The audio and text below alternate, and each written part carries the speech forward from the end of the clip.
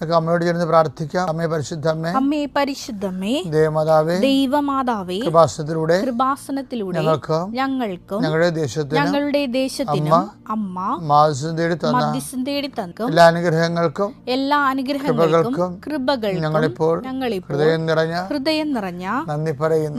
അമ്മേ പരിശുദ്ധമ്മേ, ദൈവമാതാവേ, 2004 ഡിസംബർ 7 ഉച്ചകഴിഞ്ഞ് 2:30 കൃപാസനത്തിൽ സംഭവിച്ച അമ്മയുടെ പ്രത്യക്ഷപ്പെടലിനെ കുറിച്ച് തിരുസഭയ്ക്ക് സമർപ്പിച്ചിരിക്കുന്ന പഠനരേഖകളുടെ മേൽ സഭാത്മകമായ പഠനം ആരംഭിക്കുവാൻ ഞങ്ങൾ പ്രാർത്ഥിക്കുന്നു.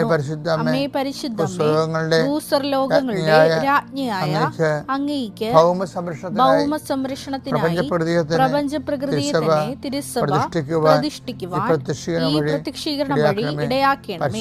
പരിശുദ്ധമ്മേ, ജപമാല മാതാവേ, സകല കൃപാസനം പ്രാർത്ഥനകളോടും ചേർത്ത് ഞങ്ങളിപ്പോൾ പ്രാർത്ഥിക്കുന്ന ഈ കുടുംബത്തിന്റെ പ്രത്യേക നിയോഗം. മക്കളെ,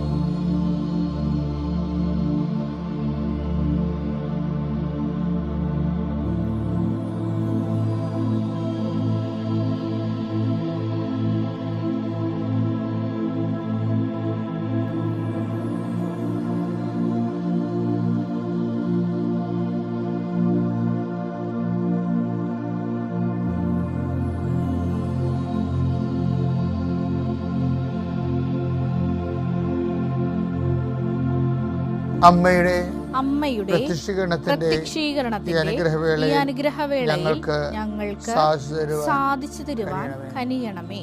വിശ്വാസ പ്രമാണം. സർവശക്തനായ പിതാവും ആകാശത്തിന്റെയും ഭൂമിയുടെയും സൃഷ്ടാവുമായ ദൈവത്തിൽ ഞാൻ വിശ്വസിക്കുന്നു.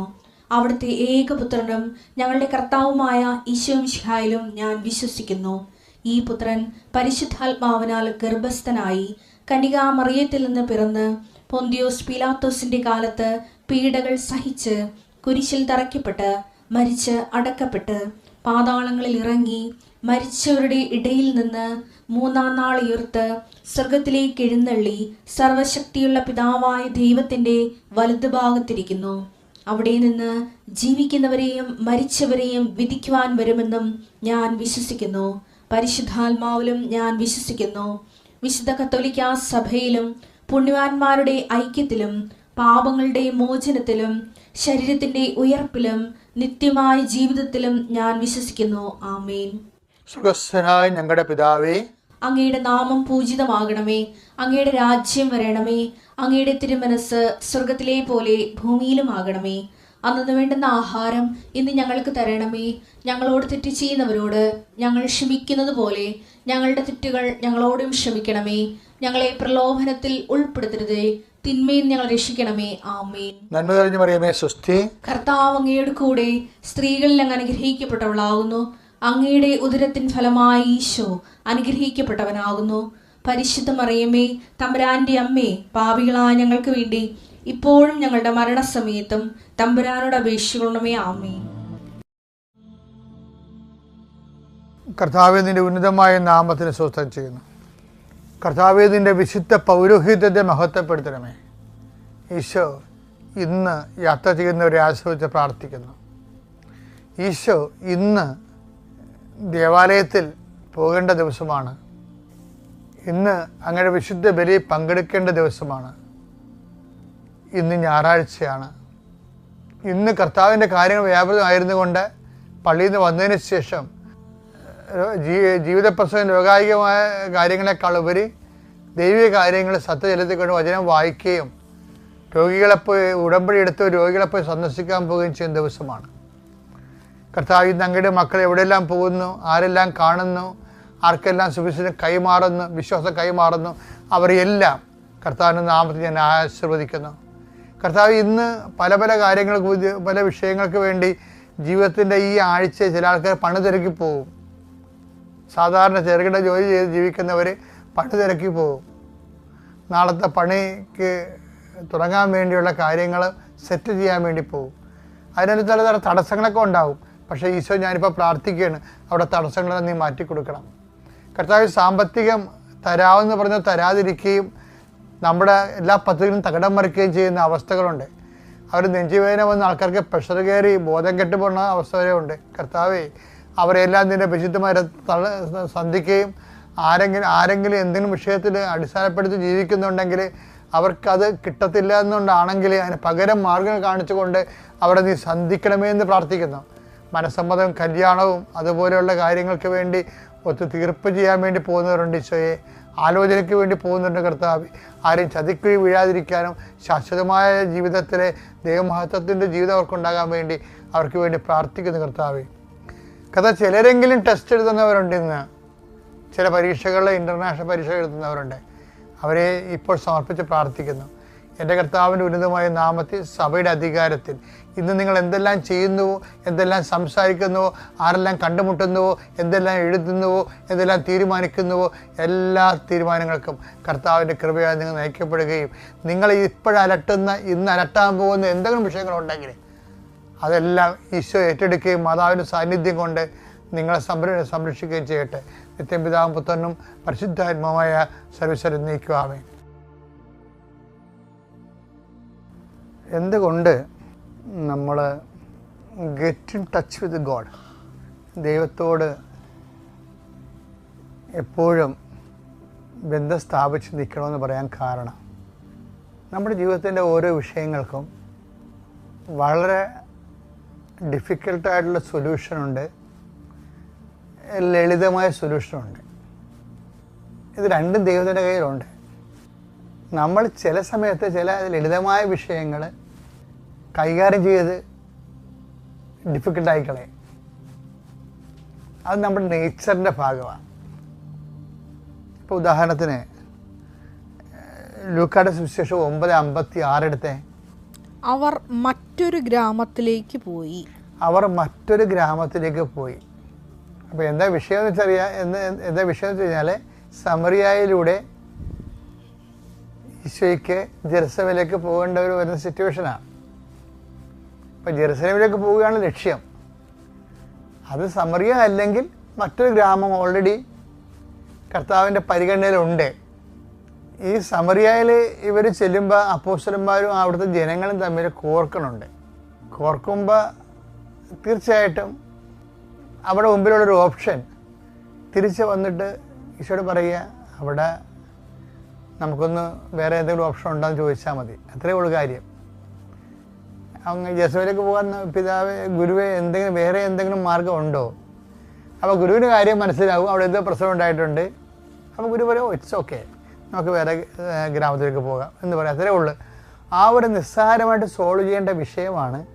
സോൾവ് ചെയ്ത ആൾക്കാരുടെ കുഴപ്പം കൊണ്ടാണ് അത് കോംപ്ലിക്കേറ്റ് ആയത്. എപ്പോഴും അങ്ങനെയാണ്.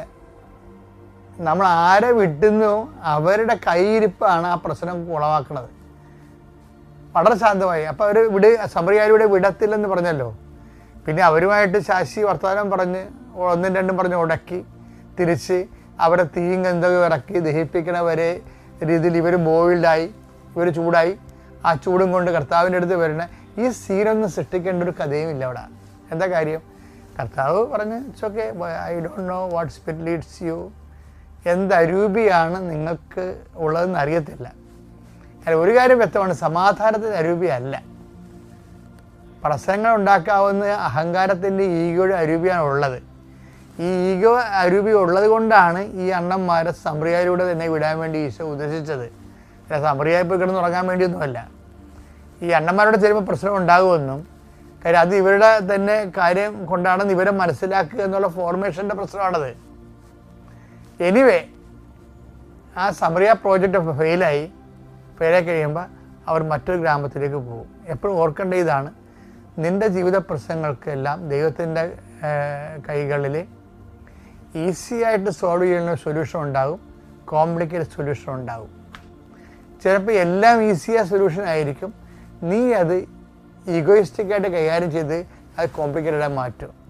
അങ്ങനെ വന്നു കഴിഞ്ഞാൽ നമുക്കും സമാധാനം കിട്ടത്തില്ല, നമ്മളോട് ഇടപെടുന്നവർക്കും സമാധാനം കിട്ടത്തില്ല. അപ്പോൾ ഈശോ ആ വിഷയം ഉള്ളിൽ സമാധാനമുള്ളവർക്ക് മാത്രമേ സമാധാനത്തിന് വഴികൾ നോക്കത്തുള്ളൂ. ഉള്ളിൽ സമാധാനം ഇല്ലാത്തവരാണ് ചിലപാടിലെല്ലാം അസമാധാനം ഉണ്ടാക്കുന്നത്. പല കുടുംബങ്ങളിലും അങ്ങനെ സംഭവിക്കാറുണ്ട്. പല ഡൈവേഴ്സിൻ്റെ പിന്നിലുമൊക്കെ ഈ ഒരു വിഷയമുണ്ട്. എന്നുവെച്ചാൽ അവർക്കൊന്നും പിടിക്കത്തില്ല, അതാണ് സംഭവം. അത്രയും വലിയ വർത്തമാനവും വലിയവായി വർത്തമാനം പറയേണ്ട ഒരു കഥയും ഇല്ല അവിടെ. അവർ വിടത്തില്ലെന്നുള്ളത് ഇവരുടെ പുതിയ അറിവൊന്നും അല്ല. സമരക്കാർ അവരുടെ നാട്ടിലൂടെ ജെറുസലേമിലേക്കാണ് ആരാധനയ്ക്ക് പോകണമെങ്കിൽ അവർ വിടത്തില്ല, യഹൂദനെ ഒരിക്കലും വിടത്തില്ല. അപ്പോൾ അത് മനസ്സിലാക്കാനുള്ള പ്രാക്ടിക്കൽ സെൻസ് ഇവിടെ ഉണ്ടാകണം. അപ്പോൾ ഗുരു അത് ഒന്നെങ്കിൽ ഇത് പ്രാർത്ഥിച്ചു പോയിരുന്നെങ്കിൽ, ഇവിടെ ഈ സമറിയയിലേക്ക് കൂടി ഗുരുവിനെ അന്നത്തെ രാത്രി ഉറങ്ങാനുള്ള സ്ഥലം സെറ്റ് ചെയ്യാൻ വേണ്ടി ഇവർ പോകുമ്പോൾ ഇവർ പ്രെയർ ചെയ്താണ് പോകണമെന്നുണ്ടെങ്കിൽ ചിലപ്പോൾ ഈ സമരക്കാർ 10 മടക്കിയേനും. ഇതിപ്പോൾ ഇവർ ഗുരുവിൻ്റെ ശിഷ്യന്മാരാണെന്നുള്ള നെഞ്ച് കരം വെച്ചാൽ പോണത്. കടലിൽ മീൻ നടന്നയാളാണ്, കനയെ വെള്ളം വീഞ്ഞാക്കിയ ആളാണ്, അയാളുടെ ശിഷ്യനാണ് ഞങ്ങൾ. അപ്പോൾ സ്വർഗത്തിൽ നിന്ന് അഗ്നി ഇറങ്ങി നശിപ്പിക്കുക എന്ന് പറയുമ്പോൾ ഗുരുവിനെക്കുറിച്ച് ഇവർ ആവശ്യമില്ലാത്ത ഊറ്റം കൊള്ളുന്നുള്ളത് ഉറപ്പല്ലേ? എപ്പോഴും സിമ്പിളായിട്ട് ചെയ്യാൻ പറ്റുന്ന കാര്യങ്ങൾ സിമ്പിളായിട്ട് ചെയ്യണമെന്ന് മാത്രമല്ല, കോംപ്ലിക്കേറ്റഡ് ചെയ്യാവുന്ന കാര്യങ്ങൾ പോലും സിമ്പിളായിട്ട് ചെയ്യാൻ ദൈവത്തിന് കഴിയും. അതുകൊണ്ട് ദൈവത്തിന് പക്ഷം ചേർന്ന് എല്ലാ വിഷയങ്ങളും പ്രാർത്ഥനാപൂർവം ഒരിക്കലും എൻ്റെ സഹോദരങ്ങളെ, ഒരിക്കലും എനിക്ക് മനസ്സിലായ ഒരു സത്യം, ഒരിക്കലും കൂടിപ്പോകാത്തൊരു സാധനം എന്താണെന്നറിയാമോ? പ്രാർത്ഥനയാണ്. ചിന്തിക്കണേ, ഈ പ്രാർത്ഥിച്ചിട്ട് ഇവിടെ പോകാൻ പോകണമെങ്കിൽ ബുദ്ധിബോധം ഇല്ലാത്തവർ അങ്ങനെ വല്ല വിവരക്കേടുകളും പറയും. Don't mind about that. കാര്യം പ്രാർത്ഥനയ്ക്ക് പകരം വെക്കാൻ പ്രാർത്ഥന മാത്രമേ ഉള്ളൂ. ഓക്കെ അല്ലേ? എന്നെ ഇവിടെ നിർത്തിയ ഈ അൾത്താരയിൽ നിന്ന് സാക്ഷ്യം പറയാൻ അനുവദിച്ച അമ്മ മാതാവിനും ഈശോയ്ക്കും കോടാനുകോടി നന്ദി പറയുന്നു. എൻ്റെ പേര് ബേബി. ഞാൻ കുമ്പളം എന്ന സ്ഥലത്ത് നിന്ന് വരുന്നു. ഇത് എൻ്റെ ഹസ്ബൻഡ്, ഇതെൻ്റെ മൂത്ത മകൻ. ആദ്യമായി ഞാനിവിടെ വരുന്നത് 2022 ഡിസംബർ 17 ഞാനിവിടെ വരാനുണ്ടായ കാരണം എന്ന് പറഞ്ഞാൽ എൻ്റെ വീടിൻ്റെ ഒരു വലിയൊരു കടബാധ്യത ഉണ്ടായിരുന്നു. ഇവിടെ ഞാൻ വരുന്നതിന് മുമ്പ് ആദ്യമായി ഞാൻ വരാനുണ്ടായ സാഹചര്യം, യൂട്യൂബിൽ ഞാൻ ഇവിടുത്തെ ഒരു ആരാധന കാണുകയുണ്ടായി. ആ ആരാധന ഞാൻ കൂടുകയും അതിൻ്റെ പിന്നാലെ ഒരുപാട് ഉടമ്പടി സാക്ഷ്യങ്ങൾ ഞാൻ കണ്ടു. അപ്പോൾ തോന്നി, എനിക്ക് എൻ്റെ അമ്മ മാതാവിൻ്റെ അടുത്ത് വന്നാൽ എൻ്റെ കാര്യങ്ങളും സാധിച്ചു തരും, അമ്മയും ഞങ്ങളെ രക്ഷിക്കും എന്നുള്ള ഉറച്ച വിശ്വാസത്തോടു കൂടി ഞാൻ എല്ലാ ദിവസവും ഓരോ ഉടമ്പടി സാക്ഷ്യങ്ങൾ കാണുവാൻ തുടങ്ങി. എനിക്ക് എത്രയും വേഗം ഇവിടെ എത്തണം, അമ്മയുടെ സന്നിധിയിൽ വന്നാൽ ഞാനും എൻ്റെ കുടുംബവും രക്ഷപ്പെടും എന്നുള്ള ഉറച്ച വിശ്വാസത്തോടു കൂടി ഞാൻ വരാൻ ഒരുപാട് ആഗ്രഹിച്ചു. 3 മാസങ്ങൾ അങ്ങനെ കടന്നുപോയി. ഞാൻ എല്ലാ സാക്ഷ്യങ്ങൾ കാണുകയും ആരാധന കൂടുകയും ചെയ്യുവാൻ തുടങ്ങി. ഇവിടെ വരുന്നതിന് മുന്നേ തന്നെ ഞാനതെല്ലാം ചെയ്യുമായിരുന്നു. അങ്ങനെ ഒരു ദിവസം ഞാൻ കരഞ്ഞുകൊണ്ട് എൻ്റെ ഭർത്താവിനോട് പറഞ്ഞു, എനിക്ക് കൃപാസന അമ്മയുടെ പള്ളിയിൽ പോകണം, അവിടെ പോയാൽ നമ്മൾ രക്ഷപ്പെടുമെന്ന് പറഞ്ഞു. പുള്ളി എന്നോട് പറഞ്ഞു, നീ ഇവിടെ അടുത്തൊരു പള്ളിയുണ്ടല്ലോ, അവിടെ പോയി തിരികെത്തിക്കുന്നതല്ലേ, ഞാൻ ഹിന്ദുവാണ്, അവിടെ നീ എല്ലാ ആഴ്ചയിലും പോകുന്നതല്ലേ, അതിന് കൃപാസന മാതാവിൻ്റെ ആലപ്പുഴ വരെ പോകണമെന്ന് എന്നോട് ചോദിച്ചു. ഞാൻ പറഞ്ഞു, എനിക്ക് അവിടെ പോകണം, ഞാൻ ഒരുപാട് സാക്ഷ്യങ്ങൾ കാണുന്നുണ്ട്, ആരാധന കൂടുന്നുണ്ട്, അതുകൊണ്ട് നമ്മളും അവിടെ പോയാൽ മാതാവ് നമ്മളെ ഉപേക്ഷിക്കുകയില്ല എന്ന് പറഞ്ഞു. അങ്ങനെ ഒരുപാട് വിശ്വാസമൊന്നും പുള്ളിക്ക് ഉണ്ടായിരുന്നില്ല. എന്നാലും എൻ്റെ കരച്ചിലിൻ്റെ ശക്തിയിൽ പുള്ളി എന്നോട് പറഞ്ഞു, നിന്നെ ഞാൻ കൊണ്ടുപോകാമെന്ന് പറഞ്ഞു. അങ്ങനെയാണ് ഞങ്ങൾ ആദ്യമായി ഇവിടെ, ഞാനും എൻ്റെ ഹസ്ബൻഡും കൂടിയാണ് ഇവിടെ വരുന്നത്. ഇവിടെ വന്നു കഴിഞ്ഞപ്പോഴേക്കും ഭയങ്കര തിരക്കായിരുന്നു. ഞാൻ പറഞ്ഞു, എനിക്ക് എന്തായാലും ഉടമ്പടി എടുക്കണം. പുള്ളിക്ക് ക്ഷമയില്ലാത്ത ആളായതുകൊണ്ട് എന്നോട് പറഞ്ഞു, ഉടമ്പടി എടുത്താൽ ഒരുപാട് സമയതാമസം ഉണ്ടാകും, നമുക്ക് പ്രാർത്ഥിച്ചിട്ട് പോകാം, ഉടമ്പടി എടുത്തില്ലെങ്കിലും മാതാവ് കേൾക്കുമെന്ന് പറഞ്ഞു. എനിക്കത് താല്പര്യം ഉണ്ടായിരുന്നില്ല. നിങ്ങൾക്ക് പോകണമെങ്കിൽ പോയിക്കോ, ഞാൻ ഒറ്റയ്ക്ക് വന്നോളാം, ഞാൻ എന്തായാലും ഉടമ്പടി എടുത്തിട്ടേ തിരിച്ചു വരുന്നുള്ളൂ എന്ന് പറഞ്ഞു. അങ്ങനെ ഞാൻ ആദ്യമായി ഇവിടെ വന്ന് ഉടമ്പടി എടുത്ത് എൻ്റെ നിയോഗങ്ങൾ സമർപ്പിച്ച് തിരിച്ചുപോയി. എല്ലാ മാസവും ഞാനിവിടെ വരുമായിരുന്നു. ഇവിടെ വന്നു. അങ്ങനെ 3 മാസം കഴിഞ്ഞപ്പോൾ പെട്ടെന്നൊരു ദിവസം എനിക്ക് ഒരു വയറുവേദന വരികയും അങ്ങനെ ഞാൻ ഡോക്ടറെ കാണുകയും ചെയ്തു. അതിനുശേഷം എനിക്ക് ഒരു ഹെർണിയയുടെ സർജറി വേണമെന്ന് പറഞ്ഞു. ആ സർജറി ചെയ്തു. അങ്ങനെ സർജറിക്ക് മുന്നോടിയായിട്ടിരിക്കുമ്പോഴാണ് ഞങ്ങളുടെ കടബാധ്യത ബാങ്കിൽ നിന്നും ഹസ്ബൻഡിൻ്റെ ഇളയ പെങ്ങളുടെ കല്യാണ ആവശ്യത്തിന് വേണ്ടി ഞങ്ങൾ ലോൺ എടുത്തതാണ്. അത് നമുക്ക് തിരിച്ചടക്കാൻ പറ്റാതെയായി. ജപ്തി നടപടി ഭീഷണി വന്നു. ബാങ്കുകാർ വീട്ടിൽ വന്നു, ജപ്തി നോട്ടീസ് കൊണ്ടുവന്ന് തന്നു. അപ്പോൾ എൻ്റെ സർജറി ചെയ്യാനിരിക്കെയാണ് ഈ സംഭവം. അങ്ങനെ എൻ്റെ മുന്നിൽ വഴികളൊന്നുമില്ല. ഞാൻ ആ ജപ്തി നോട്ടീസുമായി ഇവിടെ വന്ന് ബഹുമാനപ്പെട്ട ജോസഫ് അച്ഛനെ കണ്ടു. അച്ഛൻ ഇവിടെ പ്രാർത്ഥിച്ചിട്ട് ഒരു ഉടമ്പടി കാശ് രൂപം എനിക്ക് തന്നു. വീട്ടിൽ കൊണ്ടുപോയി ഉപ്പ് തളിച്ച് കുഴിച്ചിടുവാൻ പറഞ്ഞു. അത് ഞാൻ ചെയ്തു. അതിനുശേഷം ഞാൻ അമ്മയോട് വന്ന് പറഞ്ഞു, അമ്മേ ഞാൻ നാളെ എൻ്റെ സർജറിയാണ്, ഞാൻ സർജറിക്ക് പോവുകയാണ്. ബാങ്കുകാർ വന്ന് ജപ്തി ചെയ്യാതെ സർജറി കഴിഞ്ഞ് തിരിച്ചു വരുമ്പോൾ കിടക്കാൻ എനിക്കൊരു ഇടമുണ്ടായിരിക്കണം. അത് ഞാൻ അമ്മയുടെ കയ്യിൽ ഞാൻ ഏൽപ്പിച്ചിട്ട് പോവുകയാണ്. എനിക്ക് വരുമ്പോൾ കിടക്കണം. എനിക്കെൻ്റെ സ്വന്തമായി വേറൊരു ഭവനമില്ല. എൻ്റെ വീട്ടുകാർ വാടകയ്ക്ക് താമസിക്കുകയാണ്. അമ്മ അതുകൊണ്ട് എന്നെ കൈവിടരുതെന്ന് ഞാൻ ഇവിടെ നിന്ന് കരഞ്ഞു പറഞ്ഞിട്ടാണ് ഞാൻ ഹോസ്പിറ്റലിലേക്ക് പോകുന്നത്. ഹോസ്പിറ്റലിലേക്ക് പോകുന്ന സമയം വരെ, സർജറിക്ക് കയറുന്നത് വരെ എൻ്റെ കയ്യിൽ ഉടമ്പടി കാശ് രൂപം ഉണ്ടായിരുന്നു. അത് മുറുകെ പിടിച്ചുകൊണ്ട് ഞാൻ എൻ്റെ സർജറിയല്ല എൻ്റെ പ്രശ്നം അന്നേരം, എനിക്കെൻ്റെ ജപ്തി നടപടിയായിരുന്നു. അങ്ങനെ ഞാൻ സർജറിക്ക് തിയേറ്ററിലേക്ക് പോകുന്ന സമയം അവരെന്നോട് പറഞ്ഞു, കാശ് രൂപം ഒന്നും അകത്ത് കൊണ്ടുപോകാൻ പാടില്ല എന്ന് പറഞ്ഞു. അത് ഞാൻ എൻ്റെ ഹസ്ബൻഡിൻ്റെ ഇളയ പെങ്ങളുടെ കയ്യിൽ കാശ് രൂപയും കൊന്തയും കൊടുത്തിട്ടാണ് ഞാൻ പോയത്. സർജറി കഴിഞ്ഞു രാവിലെ 6 മണിക്കായിരുന്നു. എന്നെ രാത്രിയിൽ 8:30ക്കാണ് പുറത്തു കൊണ്ടുവരുന്നത്. 2 ദിവസം വേദനയും പിന്നെ ഓർമ്മയൊന്നും ശരിയായിട്ടില്ലാത്തത് കാരണം എനിക്ക് എഴുന്നേക്കുവാനോ പ്രാർത്ഥിക്കുവാനോ ഒന്നും കഴിഞ്ഞിരുന്നില്ല. 3-ാം ദിവസം വെളുപ്പിന് 5 മണിക്ക് ഞാൻ ഉണർന്നപ്പോൾ എനിക്ക് ജപമാല ചൊല്ലണം. അപ്പോൾ യൂട്യൂബിലൂടെയാണ് ഞാൻ ജപമാല ചൊല്ലാൻ പഠിച്ചത്. ഞാൻ ഹിന്ദു ആയതുകൊണ്ട് എനിക്കിതൊന്നും അറിയില്ലായിരുന്നു. ജപമാല ചൊല്ലുവാനും എനിക്ക് ബൈബിൾ വായിക്കണം തോന്നി. ഞാൻ ഇവിടെ വന്നപ്പോൾ ബൈബിൾ വാങ്ങാൻ പൈസയുമായി വന്നപ്പോൾ ഇവിടെ നിന്നും എനിക്ക് ലഭിച്ചില്ല. ബൈബിൾ തീർന്നിരിക്കുകയായിരുന്നു. അങ്ങനെ ഞാൻ എൻ്റെ ഒരു കൂട്ടുകാരിയോട് പറഞ്ഞു, ക്രിസ്ത്യനായിരുന്നു, അവൾ എനിക്കൊരു ബൈബിൾ വാങ്ങിച്ചു തന്നു. അങ്ങനെ ഞാൻ ബൈബിളും മുടങ്ങാതെ വായിക്കുവാൻ തുടങ്ങി.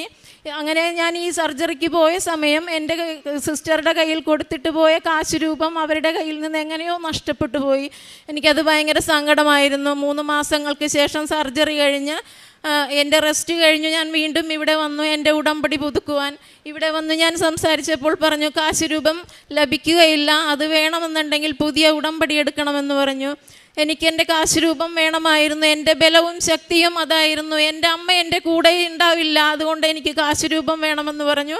ഞാൻ വാശി പിടിച്ചു. ഇവിടെ നിന്ന് അങ്ങനെ കൊടുക്കാൻ പറ്റില്ല എന്ന് പറഞ്ഞു. വീണ്ടും ഞാൻ പുതിയ ഉടമ്പടി എടുത്തു. പുതിയ ഉടമ്പടി എടുത്തു. ഞാനിപ്പോൾ 4ാമത് പുതുക്കി നിൽക്കുന്നു. അങ്ങനെ പുതിയ ഉടമ്പടി എടുക്കാൻ വന്നപ്പോഴും എനിക്കൊരു തീരുമാനമായിട്ടില്ല. ജപ്തി നോട്ടീസിന് ബാങ്കുകാർ വീണ്ടും വന്നു. ഞാനങ്ങനെ വീണ്ടും ഓടി ഇവിടെ വന്നു. അമ്മയോട് പറഞ്ഞു, അമ്മ എൻ്റെ മുന്നിൽ വഴികളൊന്നുമില്ല, പെരുവഴിയിലേക്ക് ഞങ്ങളെ ഇറക്കി വിടരുതും, ഇറക്കി വിട്ടാൽ ആത്മഹത്യ അല്ലാതെ വേറെ മാർഗമൊന്നുമില്ല, ഞങ്ങളുടെ 4 പേരുടെയും മരണം മാത്രമേ ഉണ്ടാവുകയുള്ളൂ എന്ന് പറഞ്ഞു. ഇതിനിടയ്ക്ക് എൻ്റെ ഹസ്ബൻഡ് സ്വന്തക്കാരുടെയും ബന്ധുക്കളുടെയും എല്ലാ വീടുകളിലും നടന്നു യാചിച്ചു. ആരും ഞങ്ങളെ സഹായിക്കാനുണ്ടായിരുന്നില്ല. ദൈവം മാത്രമേ ഞങ്ങൾക്കുണ്ടായിരുന്നുള്ളൂ. അങ്ങനെ ഇരിക്കെ വിഷമിച്ച് ഞാൻ ഇവിടെ വന്നു. അമ്മേ, ഇനി എനിക്കൊന്നും ചെയ്യുവാനില്ല. അമ്മേ, എനിക്ക് എന്ത് തെറ്റുകുറ്റങ്ങളുണ്ടെങ്കിലും എനിക്കറിയില്ല, ഞാനൊരു ഹിന്ദുവാണ്. എൻ്റെ പോരായ്മകൾ കൊണ്ടാണോ എൻ്റെ നിയോഗങ്ങൾ മാത്രം സാധിക്കാത്തത് എന്ന് പറഞ്ഞ് കണ്ണുനീരിട്ട് ഞാൻ ഇവിടെ നിന്ന് പ്രാർത്ഥിച്ചിട്ട് പോയി. ആദ്യമായി അപ്പോൾ ഞാൻ ബഹുമാനപ്പെട്ട ജോസഫ് അച്ഛൻ പറയുന്നത് ഞാൻ ഓർത്തു. ചിലപ്പോൾ നമ്മുടെ കാര്യങ്ങൾ നിയോഗങ്ങൾ എഴുതി വെച്ചിട്ട് എന്നെപ്പോലെ പലരും ചെയ്യുന്നുണ്ടാവും. നമ്മുടെ സ്വന്തം കാര്യങ്ങൾക്ക് വേണ്ടി മാത്രമല്ല നമ്മൾ പ്രാർത്ഥിക്കേണ്ടത്. എനിക്ക് മനസ്സിലായി. അത് ഓർമ്മ വന്നപ്പോൾ എന്നിൽ എന്തൊക്കെയോ കുറവുകളുണ്ട്. എൻ്റെ കുറവുകൾ കൊണ്ടാവണം എൻ്റെ ഈ ഉടമ്പടി നിയോഗം സാധിക്കാത്തത്. അതിനിടയ്ക്ക് ഞാൻ എൻ്റെ മൂത്ത മോനാണിത്. ഇവൻ ITI കഴിഞ്ഞ് പാസ്സായി നിൽക്കുകയായിരുന്നു. ഇവനൊരു ജോലി ലഭിക്കാൻ ഞാൻ നിയോഗം വെച്ചു. അത് സാധിക്കുകയുണ്ടായി. പിള്ളേർക്ക് ഒരു വണ്ടി വേണമെന്ന് പറഞ്ഞു. ജപ്തി നടപടി ബാങ്കിൽ അടയ്ക്കാൻ നിവൃത്തിയില്ലാത്ത എനിക്ക് എങ്ങനെ ബൈക്ക് വാങ്ങിച്ചു കൊടുക്കുവാൻ സാധിക്കും? ഞാനിവിടെ വന്നു അമ്മയോട് സങ്കടം പറഞ്ഞു. അമ്മേ, എനിക്കൊരു ബൈക്ക് വാങ്ങിച്ചു കൊടുക്കാനുള്ള നിവൃത്തിയില്ല, എൻ്റെ അമ്മ സഹായിക്കണം. എൻ്റെ മക്കൾക്ക് ഒരു സെക്കൻഡ് ഹാൻഡ് ബൈക്കെങ്കിലും അമ്മ വാങ്ങിച്ചു കൊടുക്കണം എന്ന് പറഞ്ഞു പ്രാർത്ഥിച്ചിട്ട് ഞാൻ അവിടെ പോയി നിന്ന് അവിടെ നിന്ന് പിന്നെ ബൈക്കിലിടാൻ വേണ്ടിയിട്ട് ഒരു കീ ചെയിൻ, അമ്മയുടെ ചിത്രമുള്ള ഒരു കീ ചെയിൻ വാങ്ങിച്ച് ഇവിടെ കൊണ്ടുവന്ന് അമ്മയോട് പറഞ്ഞു, അമ്മേ, എനിക്കിതേ കൊടുക്കുവാൻ നിവൃത്തിയുള്ളൂ, വണ്ടി അമ്മ വാങ്ങിച്ചു കൊടുക്കണം എന്ന് പറഞ്ഞിട്ട് തിരിച്ചു പോയി. വീട്ടിൽ ചെന്ന് ഈ കീ ചെയിൻ കൊടുത്തപ്പോൾ എൻ്റെ മക്കൾ എന്നെ കളിയാക്കിക്കൊണ്ട് പറഞ്ഞു, അമ്മേ, ആനയെ വാങ്ങാതെ അമ്മ എന്തിനാണ് ചെയിൻ അങ്ങനെ വാങ്ങിച്ചു കൊണ്ടുവന്നത്? ഞാനപ്പോൾ ഇപ്പം ഞാൻ ചിരിച്ചുകൊണ്ട് പറയുന്നു, അന്ന് ഞാൻ ഒരുപാട് കരഞ്ഞു. ഞാൻ പറഞ്ഞു, മാതാവ് തരും, മാതാവിനെ ഞാൻ ഏൽപ്പിച്ചിട്ടാണ് പോകുന്നതെന്ന് പറഞ്ഞു. 1 മാസം കഴിഞ്ഞപ്പോഴേക്കും അമ്മ മാതാവ് ഞങ്ങൾക്കൊരു പുതിയ വണ്ടി വാങ്ങിക്കാൻ ഞങ്ങളെ അനുഗ്രഹിച്ചു. വണ്ടി വാങ്ങിച്ചു. പിറ്റേ ദിവസം ഞാൻ ആ വണ്ടിയുടെ കീയുമായിട്ട് എൻ്റെ മക്കൾക്ക് ലൈസൻസ് കിട്ടിയിട്ടുണ്ടായിരുന്നില്ല. ആ കീയുമായി ഇവിടെ വന്ന് ഞാൻ എൻ്റെ അമ്മ മാതാവിനെ കാണിച്ച് നന്ദി പറഞ്ഞിട്ട് ഞാൻ തിരിച്ചുപോയി. അമ്മയെ വണ്ടി കൊണ്ടുവരാൻ നിവർത്തിയില്ല, അമ്മയെ കീ ചെയിനെ എനിക്ക് കാണിക്കാൻ സാധിക്കുകയുള്ളൂ എന്ന് പറഞ്ഞു ഞാൻ കാണിച്ചിട്ട് തിരിച്ചുപോയി. അങ്ങനെ ആ സാക്ഷ്യം നടന്നു. രണ്ടാമത് ഞാൻ ഇവിടെ പുതുക്കുവാൻ വന്നപ്പോഴേക്കും അപ്പോഴും ഞാൻ പറഞ്ഞു ഈശോയോട്, ഈശോയെ ഞാനൊരു ഹിന്ദുവാണ്, എനിക്ക് ഒരുപാട് കുറവുകളുണ്ട്, എനിക്ക് കൂടുതലൊന്നും അറിയില്ല, പിന്നെ ഈശോയുടെ നാമത്തിലാണ് ഞാൻ എന്തും ചെയ്യുന്നത്, ചെറിയ ചെറിയ കാര്യങ്ങൾ മാത്രമേ എനിക്ക് ചെയ്യിക്കാൻ സാധിക്കുകയുള്ളൂ, അങ്ങേ അത് സന്തോഷത്തോടു കൂടി ഏറ്റെടുക്കണമേ എന്ന് പറഞ്ഞുകൊണ്ടാണ് ഞാൻ ഓരോ കാര്യങ്ങളും ചെയ്യുമായിരുന്നത്. ഞാൻ രണ്ടാമത് ഉടമ്പടി പുതുക്കുവാൻ ഇവിടെ വന്നു. ഉടമ്പടി പുതുക്കാൻ അവിടെ പോയി നിന്ന് കഴിഞ്ഞപ്പോഴേക്കും ടോക്കൺ കൊടുക്കുവാൻ അവിടെ എല്ലാവരോടും ലൈനായി നിൽക്കുവാൻ പറഞ്ഞു. ഞാനും പോയി അവിടെ നിന്നു. സിസ്റ്റർ എന്താണോ പറയുന്നതെന്നൊന്നും ഞാൻ ശ്രദ്ധിക്കുന്നില്ല. ഞാൻ എൻ്റെ അമ്മ മാതാവിനോട് അവിടെ നിന്ന് സംസാരിക്കുകയായിരുന്നു. ഞാൻ പറഞ്ഞു, അമ്മ മാതാവേ, എനിക്ക് ഏറ്റവും വലിയ ആഗ്രഹം നിയോഗം സാധിച്ചില്ലെങ്കിലും കുഴപ്പമില്ല, അമ്മയോടും ഈശോയോടും ചേർന്ന് നിൽക്കുവാൻ എന്നെ അഭിഷേകം ചെയ്യണമേ എന്ന് ഞാൻ പ്രാർത്ഥിച്ചു. എൻ്റെ ഏറ്റവും വലിയൊരു സ്വപ്നമാണ് അമ്മ മാതാവിനെ കൈകളിലേന്തി ആ പ്രദക്ഷിണം നടത്തുക എന്നുള്ളത്. അമ്മ എനിക്ക് ആഗ്രഹം സാധിച്ചു തരണം. അത് ഞാൻ ഇപ്പം വേണമെന്ന് ഞാൻ പറയുന്നില്ല. എന്നെനിക്ക് അമ്മയെ കൈകളിലേന്തുവാൻ എന്നെനിക്ക് യോഗ്യത ഉണ്ടാവുന്നുവോ അതിന് നീ എന്നെ യോഗ്യതയുള്ളവളാക്കി മാറ്റിയിട്ട് തന്നാൽ മതി എന്ന് പറഞ്ഞു. അത് ഞാൻ പറഞ്ഞ് സംസാരിക്കുകയാണ്. അതിനിടയ്ക്ക് അവിടെ ടോക്കൺ കൊടുക്കുന്നുണ്ട്. ഞാൻ അതൊന്നും കണ്ടിട്ടില്ല. ഞാൻ അമ്മയോട് സംസാരിച്ചുകൊണ്ട് നിൽക്കുമ്പോൾ അമ്മ എൻ്റെ മുഖത്ത് നോക്കി ചിരിക്കുന്നതായിട്ടാണ് എനിക്ക് അനുഭവപ്പെട്ടത്. പെട്ടെന്ന് തന്നെ എൻ്റെ പിന്നിൽ നിന്ന് എൻ്റെ ഷോൾഡറിൽ 2 തട്ട് തട്ടി.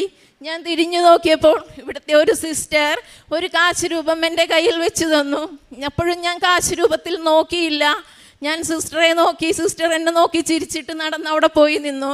എല്ലാവരും പ്രാർത്ഥിക്കുക, അവരവരുടെ കയ്യിൽ കിട്ടിയിരിക്കുന്ന ടോക്കൺ നോക്കുക എന്ന് പറഞ്ഞു. ഞാൻ ആ ടോക്കണിൽ നോക്കിയതും ഞാൻ ഞെട്ടിപ്പോയി. എനിക്ക് കിട്ടിയത് മാതാവായിരുന്നു. എനിക്കിതിൽ പരം ഒരു സന്തോഷമുണ്ടായിരുന്നില്ല. ആ പറഞ്ഞു തീർന്ന സെക്കൻഡിൽ അമ്മ മാതാവ് എന്നെ കയ്യിലെടുക്കാൻ എനിക്കുള്ളൊരു ഭാഗ്യം തന്ന് അനുഗ്രഹിച്ചു. എനിക്ക് ജീവിതത്തിൽ ഒരിക്കലും മറക്കുവാൻ പറ്റാത്ത എൻ്റെ നിയോഗങ്ങളെക്കാൾ എനിക്ക് ഏറ്റവും കൂടുതൽ വിലപ്പെട്ടതാണത്. ഒരിക്കലും മറക്കാൻ കഴിയാത്ത, ഇന്നും പറയുമ്പോൾ എൻ്റെ ശരീരത്തിൽ കുളിരനുഭവപ്പെടുന്നു. ഒരു വല്ലാത്തൊരു തണുപ്പും വിറയലും ആ നിമിഷം എനിക്ക് അനുഭവപ്പെട്ടു. ഞാൻ അവിടെ നിന്നും പൊട്ടിക്കരഞ്ഞു. എൻ്റെ ഇടതും വലതും മുന്നിലും പിന്നിലും നിൽക്കുന്ന ഓരോരുത്തരും എന്നെ നോക്കുന്നുണ്ട്. അവർക്ക് എന്താ ഞാൻ കരയുന്നതെന്ന് അറിയില്ല. ഞാൻ കരഞ്ഞത് എനിക്ക് അമ്മ മാതാവിനോട് തോന്നിയ സ്നേഹം, സന്തോഷം. ഞാൻ ആ പറഞ്ഞു തീർന്ന സെക്കൻഡിൽ എൻ്റെ ആഗ്രഹം എൻ്റെ അമ്മ സാധിച്ചു തന്നതിൻ്റെ സന്തോഷമാണ്. അവിടെ നിന്ന് ഞാൻ പൊട്ടിക്കരഞ്ഞു. ആ ഉടമ്പടി അങ്ങനെ പ്രദക്ഷിണം ചെയ്തു തിരിച്ചുപോയി. ഞാൻ വീട്ടിൽ പോയപ്പോഴും ഞാൻ പറഞ്ഞു, അമ്മ മാതാവേ, എനിക്ക് ഒരുപാട് സന്തോഷം കിട്ടി. അപ്പോഴും എൻ്റെ ജപ്തി നടപടിയുടെ കാര്യം നിൽക്കുകയാണ് കേട്ടോ. അമ്മയ്ക്ക് എപ്പോഴാണോ തരാൻ സാധിക്കുന്നത് ഈശോയും അമ്മയുടെയും സമയത്ത് തന്നാൽ മതി എന്ന് പറഞ്ഞു ഞാൻ തിരിച്ചുപോയി. അങ്ങനെ ഇരിക്കുകയാണ് ഞങ്ങളുടേതല്ലാത്ത വേറൊരാളുടെ സ്ഥലം കച്ചവടത്തിന് വേണ്ടി എൻ്റെ ഹസ്ബൻഡിനോട് സംസാരിക്കുകയും പുള്ളിനെ ഇടനിലക്കാരനാക്കി അവർ നിർത്തുവാൻ തീരുമാനിക്കുകയും ചെയ്തു. അങ്ങനെ അതുമായി മുന്നോട്ട് പോകുവേ എന്തോ 50 വർഷം മുമ്പുള്ള പേപ്പർ വേണമെന്ന് പറഞ്ഞു അവർ. അതുകൊണ്ട് അത് നടക്കില്ല എന്ന് പറഞ്ഞു. ഞാൻ വീണ്ടും ഓടി ഇവിടെ വന്നു. അമ്മ മാതാവേ, എൻ്റെ ഭർത്താവിനെ ഇടനിലക്കാരനാക്കി നിന്ന് ഇത് ഞങ്ങൾക്ക് നടത്തി തന്നാൽ ഭർത്താവിനെയുമായി ഇവിടെ വന്ന് നിന്ന് ഞാൻ സാക്ഷ്യപ്പെടുത്തിക്കൊള്ളാമേ. ഞങ്ങൾക്കൊരു വഴിയില്ല, ഇത് അമ്മ തന്നതാണെന്ന് ഞാൻ ഉറച്ചു വിശ്വസിക്കുന്നു. ഞങ്ങളുടെ ബാധ്യത തീർക്കാൻ അമ്മ തന്നെയാണ് ഇത് വന്നിരിക്കുന്നതെന്ന് പറഞ്ഞു ഞാൻ പ്രാർത്ഥിച്ചു പോയി. വീട്ടിൽ ചെന്നിട്ട് ഞാൻ ഭർത്താവിനോട് പറഞ്ഞു, എൻ്റെ കൂടെ വന്ന് പ്രാർത്ഥിക്കണം. ഞാൻ പറഞ്ഞാൽ നിങ്ങൾ കേൾക്കണം. അതുകൊണ്ട് ഈ ഉടമ്പടി ഉപ്പ് നമുക്ക് അവിടെ കൊണ്ടുപോയിട്ടിട്ട് പ്രാർത്ഥിക്കാം. അതിനുശേഷം നമ്മുടെ കാര്യം നടന്നാൽ ഇവിടെ ഒന്ന് സാക്ഷ്യം പറയണമെന്ന് പറഞ്ഞു. പുള്ളി സമ്മതിച്ചു. രാത്രി ഞങ്ങൾ അവിടെ പോയി നിന്ന് പ്രാർത്ഥിച്ചു. വിശ്വാസ പ്രമാണം ചൊല്ലി ഉപ്പിട്ട് പ്രാർത്ഥിച്ചതിൻ്റെ ഫലമായി വേണ്ടെന്ന് വെച്ച സ്ഥലമായിരുന്നു. അവർ വീണ്ടും തിരിച്ചു വന്നു. ആ സ്ഥലം എടുക്കുകയും ആ സ്ഥലം വിൽപ്പന നടത്തി അതിലൂടെ 6.25 ലക്ഷം രൂപ എൻ്റെ ഹസ്ബൻഡിന് ലഭിക്കുകയും ചെയ്തു. അങ്ങനെ ഞങ്ങൾ ഈ ജൂൺ 18-ാം തീയതി ഞങ്ങൾക്ക് ചെക്ക് ലഭിച്ചു. ഈ ചെക്ക് ലഭിച്ച് ബാങ്കിൽ അന്ന് തന്നെ പോകുകയും അവരോട് സംസാരിക്കുകയും ചെയ്തു. 3 ദിവസം സമയമെടുക്കും ഞങ്ങൾക്കത് ക്യാഷായി കിട്ടുവാനെന്ന് പറഞ്ഞു. പിറ്റേ ദിവസം 19-ാം തീയതി രാവിലെ അപ്പം ഞാൻ അമ്മ മാതാവിനോടൊരു കാര്യം പറഞ്ഞിരുന്നു.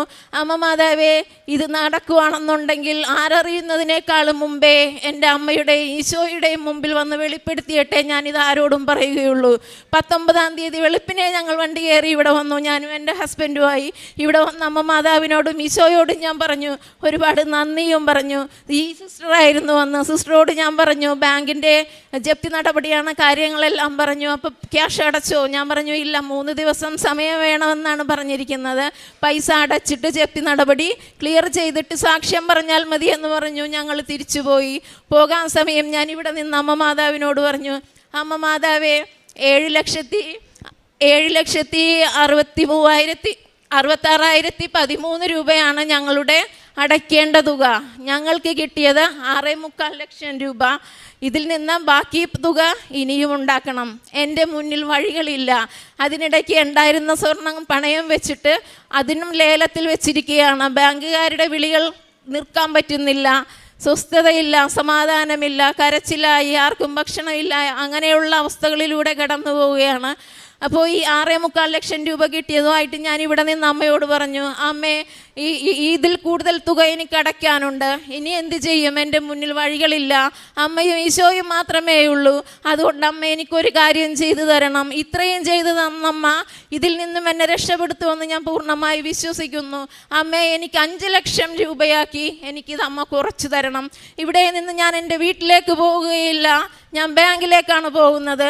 എൻ്റെ ഭർത്താവ് എൻ്റെ മോനുമായി ബാങ്കിൽ ചെന്ന് സംസാരിക്കും. ഞങ്ങൾക്ക് മുമ്പേ അമ്മ അവിടെ എത്തണം എന്ന് പറഞ്ഞു. കാശ് രൂപവുമായി ബാങ്കിൽ പോയി. ബാങ്കിൽ ചെന്ന് സംസാരിച്ചു. അവർ 5,15,000 രൂപയ്ക്ക് കുറച്ച് തരാമെന്ന് പറഞ്ഞു. അങ്ങനെ അവിടെ നിന്ന് ഞങ്ങൾ സമാധാനമായിട്ട് പോന്നു. എന്തായാലും 5,15,000 രൂപ പറഞ്ഞല്ലോ എന്ന് എൻ്റെ ഭർത്താവ് സമാധാനിച്ചു. ഞാൻ പറഞ്ഞു, ഇല്ല, ഞാൻ എൻ്റെ അമ്മ മാതാവിനോട് ചോദിച്ചിരിക്കുന്നത് 5 ലക്ഷം രൂപയാണ്. അതെൻ്റെ അമ്മ കുറച്ച് തന്നെ തരും. ഞാനത് നന്നായിട്ട് ഉറച്ച് വിശ്വസിക്കുന്നു. എൻ്റെ അമ്മ എന്നെ അതിൽ തന്നെ തന്ന് രക്ഷപ്പെടുത്തുമെന്ന്. 3 ദിവസം കഴിഞ്ഞിട്ട് ക്യാഷ് അടക്കാമെന്ന് പറഞ്ഞു ഞങ്ങൾ തിരിച്ചു പോന്നു. 3-ാം ദിവസം ക്യാഷ് അടക്കാനായി ബാങ്കിൽ ചെന്നു. ബാങ്കിൽ ചെന്നപ്പോൾ അത്ഭുതകരമായി ഒന്നും അങ്ങോട്ട് സംസാരിക്കേണ്ടി വന്നില്ല. ബാങ്ക് മാനേജർ ഞങ്ങളോട് പറഞ്ഞു, നിങ്ങളുടെ കാര്യം ഇവിടെ വിളിച്ചു പറഞ്ഞിട്ടുണ്ട് മുകളിൽ നിന്ന്. അതുകൊണ്ട് നിങ്ങൾക്ക് 5 ലക്ഷം രൂപയായിട്ട് കുറച്ചു തന്നിരിക്കുന്നു എന്ന് പറഞ്ഞു. ഞാൻ അവിടെ നിന്ന് തുള്ളിച്ചാടണമെന്ന് എനിക്ക് തോന്നി. ഞങ്ങളെ ആരും സഹായിക്കാനുണ്ടായിരുന്നില്ല. സ്വന്തക്കാരും ബന്ധുക്കളും നാട്ടുകാരും ഒരാളും സഹായിക്കാനില്ലാതെ കൈവെടിഞ്ഞ ഞങ്ങളെ എൻ്റെ അമ്മ മാതാവും എൻ്റെ ഈശോപ്പായുമാണ് ഞങ്ങളെ സംരക്ഷിച്ചിരിക്കുന്നത്. ഇന്ന് ഈ ആൾത്താരയിൽ ഞാനും എൻ്റെ ഭർത്താവും മക്കളും നിൽക്കുന്നുണ്ടെങ്കിൽ അതെൻ്റെ അമ്മയുടെയും ഈശോയുടെയും അനുഗ്രഹം മാത്രമാണ്. എൻ്റെ മരണം വരെ ഞാൻ ഈശോയോടും അമ്മ മാതാവിനോടും കടപ്പെട്ടിരിക്കുന്നു. എന്നും വെളുപ്പിന് 5:30-ക്കും സന്ധ്യയ്ക്കും പ്രാർത്ഥിക്കുമ്പോൾ ഞാൻ ഈശോയോടും അമ്മയോടും പറയുന്നത്, അമ്മ ഈശോയെ, എൻ്റെ മരണം വരെ അമ്മയോടും ഈശോയോടും ചേർന്ന് നിൽക്കുവാൻ എന്നെയും എൻ്റെ കുടുംബത്തെയും അഭിഷേകം ചെയ്യണമേ എന്നാണ്. പിന്നെ ഒരുപാട് എനിക്ക് ആത്മീയമായിട്ടുള്ള കാര്യങ്ങളും എനിക്കുണ്ടായി. പണ്ടെല്ലാം ഞാൻ പ്രാർത്ഥിക്കുമ്പോൾ എന്നെ പോലെ പലരും ഉണ്ടാവും ഇവിടെ. എൻ്റെ സങ്കടങ്ങളായിരുന്നു ഞാൻ ആദ്യം ഈശോയോട് പറഞ്ഞിട്ടിരുന്നത്. പക്ഷേ എൻ്റെ ഈ ഏറ്റവും വലിയൊരു നിയോഗം നടക്കാതിരുന്നപ്പോൾ എനിക്ക് തോന്നി എന്നിൽ എന്തൊക്കെയോ കുറവുകളുണ്ടെന്ന്. അത് മനസ്സിലായി. ഇവിടെ ബഹുമാനപ്പെട്ട ജോസഫ് അച്ഛൻ പറയുന്ന കാര്യങ്ങൾ പലതും എൻ്റെ ഓർമ്മകളിൽ വന്നു. ഞാൻ എൻ്റെ പ്രാർത്ഥന മാറ്റിപ്പിടിച്ചു. ഞാൻ എനിക്ക് വേണ്ടിയല്ല പിന്നെ പ്രാർത്ഥിക്കാൻ തുടങ്ങിയത്. രോഗികളായ എല്ലാവർക്കും വേണ്ടി പ്രാർത്ഥിക്കുന്നു. ഭവനമില്ലാത്തവർക്ക് അവരെ സമർപ്പിച്ച് പ്രാർത്ഥിക്കുന്നു. കുഞ്ഞുമക്കളില്ലാത്ത ദമ്പതിമാരെ സമർപ്പിച്ച് പ്രാർത്ഥിക്കുന്നു. ജപ്തി നടപടി ഭീഷണി നേരിടുന്ന എല്ലാവരെയും സമർപ്പിച്ച് പ്രാർത്ഥിക്കുന്നു. വാടകയ്ക്ക് താമസിക്കുന്ന എല്ലാവരെയും സമർപ്പിച്ച് പ്രാർത്ഥിക്കുന്നു. അങ്ങനെ ഓരോരുത്തരെയും പ്രത്യേകം കുഞ്ഞുമക്കളെ, മദ്യപാനികളെ എല്ലാവരെയും സമർപ്പിച്ച് ഞാൻ ഈശോയോടും മാതാവിനോടും പ്രാർത്ഥിക്കുവാൻ തുടങ്ങി. എൻ്റെ സഹോദരങ്ങളെ, ഞാൻ ഈ പറയുന്നത് സത്യസന്ധമായ കാര്യമാണ്. ഇതുപോലെ ഒരിക്കലും നമ്മുടെ കാര്യങ്ങൾക്ക് വേണ്ടി മാത്രം പ്രാർത്ഥിക്കാതെ മറ്റുള്ളവർക്ക് വേണ്ടി നമ്മൾ പ്രാർത്ഥിക്കാൻ തുടങ്ങിയാൽ ഉറപ്പായിട്ടും ഈശോയും മാതാവും നമ്മളെ കൈവിടില്ല എന്ന് ഞാൻ ഉറച്ചു വിശ്വസിക്കുന്നു. നിങ്ങളോടും ഞാൻ അത് തന്നെ പറയുന്നു. ഇനിയും എൻ്റെ പ്രാർത്ഥനയിൽ എല്ലാവരും ഉണ്ടാകും. അതുപോലെ തന്നെ നിങ്ങളുടെ ഓരോരുത്തരുടെയും പ്രാർത്ഥനയിലും ഞാനും എൻ്റെ കുടുംബത്തെയും കൂടി ചേർക്കണമേ എന്ന് ഞാൻ പ്രാർത്ഥിക്കുന്നു. ഇത്രയേറെ സൗഭാഗ്യങ്ങൾ തന്ന എൻ്റെ ഈശോയ്ക്കും അമ്മ മാതാവിനും കോടാനുകോടി നന്ദി പറയുന്നു. അമ്മയും ഈശോയും ഇല്ലായിരുന്നെങ്കിൽ ഈ പുണ്യഭൂമിയിൽ ഞാൻ വന്നില്ലായിരുന്നു. ഈ സമയം ഈ ജൂൺ 30-ാം തീയതിക്കകം 4 മരണങ്ങൾ ഞങ്ങളുടെ വീട്ടിൽ സംഭവിക്കുമായിരുന്നു. ഞാൻ പറഞ്ഞു, ആത്മഹത്യ ചെയ്യാൻ എനിക്ക് ഭയമില്ല, ഭക്ഷണത്തിൽ വിഷം കലർത്തി മരിക്കാം എന്ന് വരെ ഞാൻ എൻ്റെ ഭർത്താവിനോട് പറഞ്ഞതാണ്. എന്നെയാണ് ഇന്ന് എൻ്റെ അമ്മ മാതാവും ഈശോപ്പായും ഈ അൾത്താരയിൽ നിർത്തിയിരിക്കുന്നത്. പിന്നെ കാരുണ്യ പ്രവൃത്തികളായി ഞാൻ ഹോസ്പിറ്റലുകളിൽ പോകാറുണ്ട്. ഗവൺമെൻറ് ഹോസ്പിറ്റലുകളിൽ എൻ്റെ നിയോഗങ്ങൾ നടന്നില്ലെങ്കിലും അതെല്ലാം ഞാൻ ചെയ്യാറുണ്ടായിരുന്നു. പൊതിച്ചോറ് കൊടുക്കുകയും ക്യാൻസർ സെൻ്ററിൽ പോയി അവിടെയുള്ള അമ്മമാരെ കാണുകയും എന്നെക്കൊണ്ട് കഴിയുന്ന ചെറിയ ചെറിയ സാമ്പത്തിക സഹായങ്ങൾ കൊടുക്കുകയും വേറെ അനാഥാലയങ്ങളിൽ പോകുകയും അവിടെയും എന്നെക്കൊണ്ട് കഴിയാവുന്ന സഹായങ്ങൾ സാമ്പത്തികമായിട്ടും അല്ലാതെ ഭക്ഷണത്തിന് വേണ്ടുന്ന സാധനങ്ങൾ വാങ്ങിച്ചു കൊടുത്താണെങ്കിലും എല്ലാം ഞാൻ ചെയ്യുമായിരുന്നു. അങ്ങനെ ഇത്രയേറെ അനുഗ്രഹങ്ങൾ തന്ന എൻ്റെ ഈശോ അപ്പയ്ക്കും അമ്മ മാതാവിനും കോടാനുകോടി നന്ദി പറയുന്നു. ഇനിയുമുണ്ട് എനിക്ക് ഒരുപാട് കാര്യങ്ങൾ. എനിക്ക് അതുമെല്ലാം എൻ്റെ അമ്മ മാതാവ് സാധിച്ചു തരും. വീണ്ടും ഇതിനേക്കാൾ കൂടുതൽ ശക്തിയായ ഊർജത്തോടെ ഈ അൾത്താരയിൽ വന്ന് സാക്ഷ്യം പറയാൻ എന്നെ എൻ്റെ അപ്പയും എൻ്റെ അമ്മ മാതാവും ഇവിടെ കൊണ്ടുവരുമെന്ന ഉറച്ച ബോധ്യത്തോടുകൂടി ഞാൻ നിർത്തുന്നു. അമ്മയ്ക്കും മാതാവിനും ഈശോയ്ക്കും കോടാനുകോടി നന്ദി. എൻ്റെ ഞാൻ കൂട്ടിയെ കൂടാത്ത ഈ ബാങ്ക് ജപ്തി എനിക്ക് ഒഴിവാക്കി തന്നതിന് അമ്മയോട് ഒരുപാട് നന്ദി പറയുന്നു. യേശുവിനും മാതാവിനും ഒരുപാട് നന്ദി. പുറപ്പാടിന് അമ്മ മാതാവിനും തിരുക്കുമാരനും 1000 നന്ദി. എൻ്റെ പേര് അമ്പിളി തോമസ്. ഇതെൻ്റെ ഭർത്താവ് തോമസ്. ഇതെൻ്റെ മൂത്ത മകൻ ജെറിൻ. ഇതെൻ്റെ രണ്ടാമത്തെ മകൻ ഷെറിൻ. ഞങ്ങൾ കട്ടപ്പന അന്യാർതൊളു സെൻറ് തോമസ് ഇടവക അംഗങ്ങളാണ്. ഞാൻ 8/11/22 വന്ന് ഇവിടെ ഉടമ്പടി എടുത്തു. എനിക്കിവിടെ വരണമെന്നും മാതാവിൻ്റെ അടുത്ത് വന്ന് പ്രാർത്ഥിക്കണമെന്നും അതിയായ ആഗ്രഹമായിരുന്നു. പത്രമൊക്കെ ഇതിനു മുമ്പ് കിട്ടുകയൊക്കെ ചെയ്തിട്ടുണ്ട്.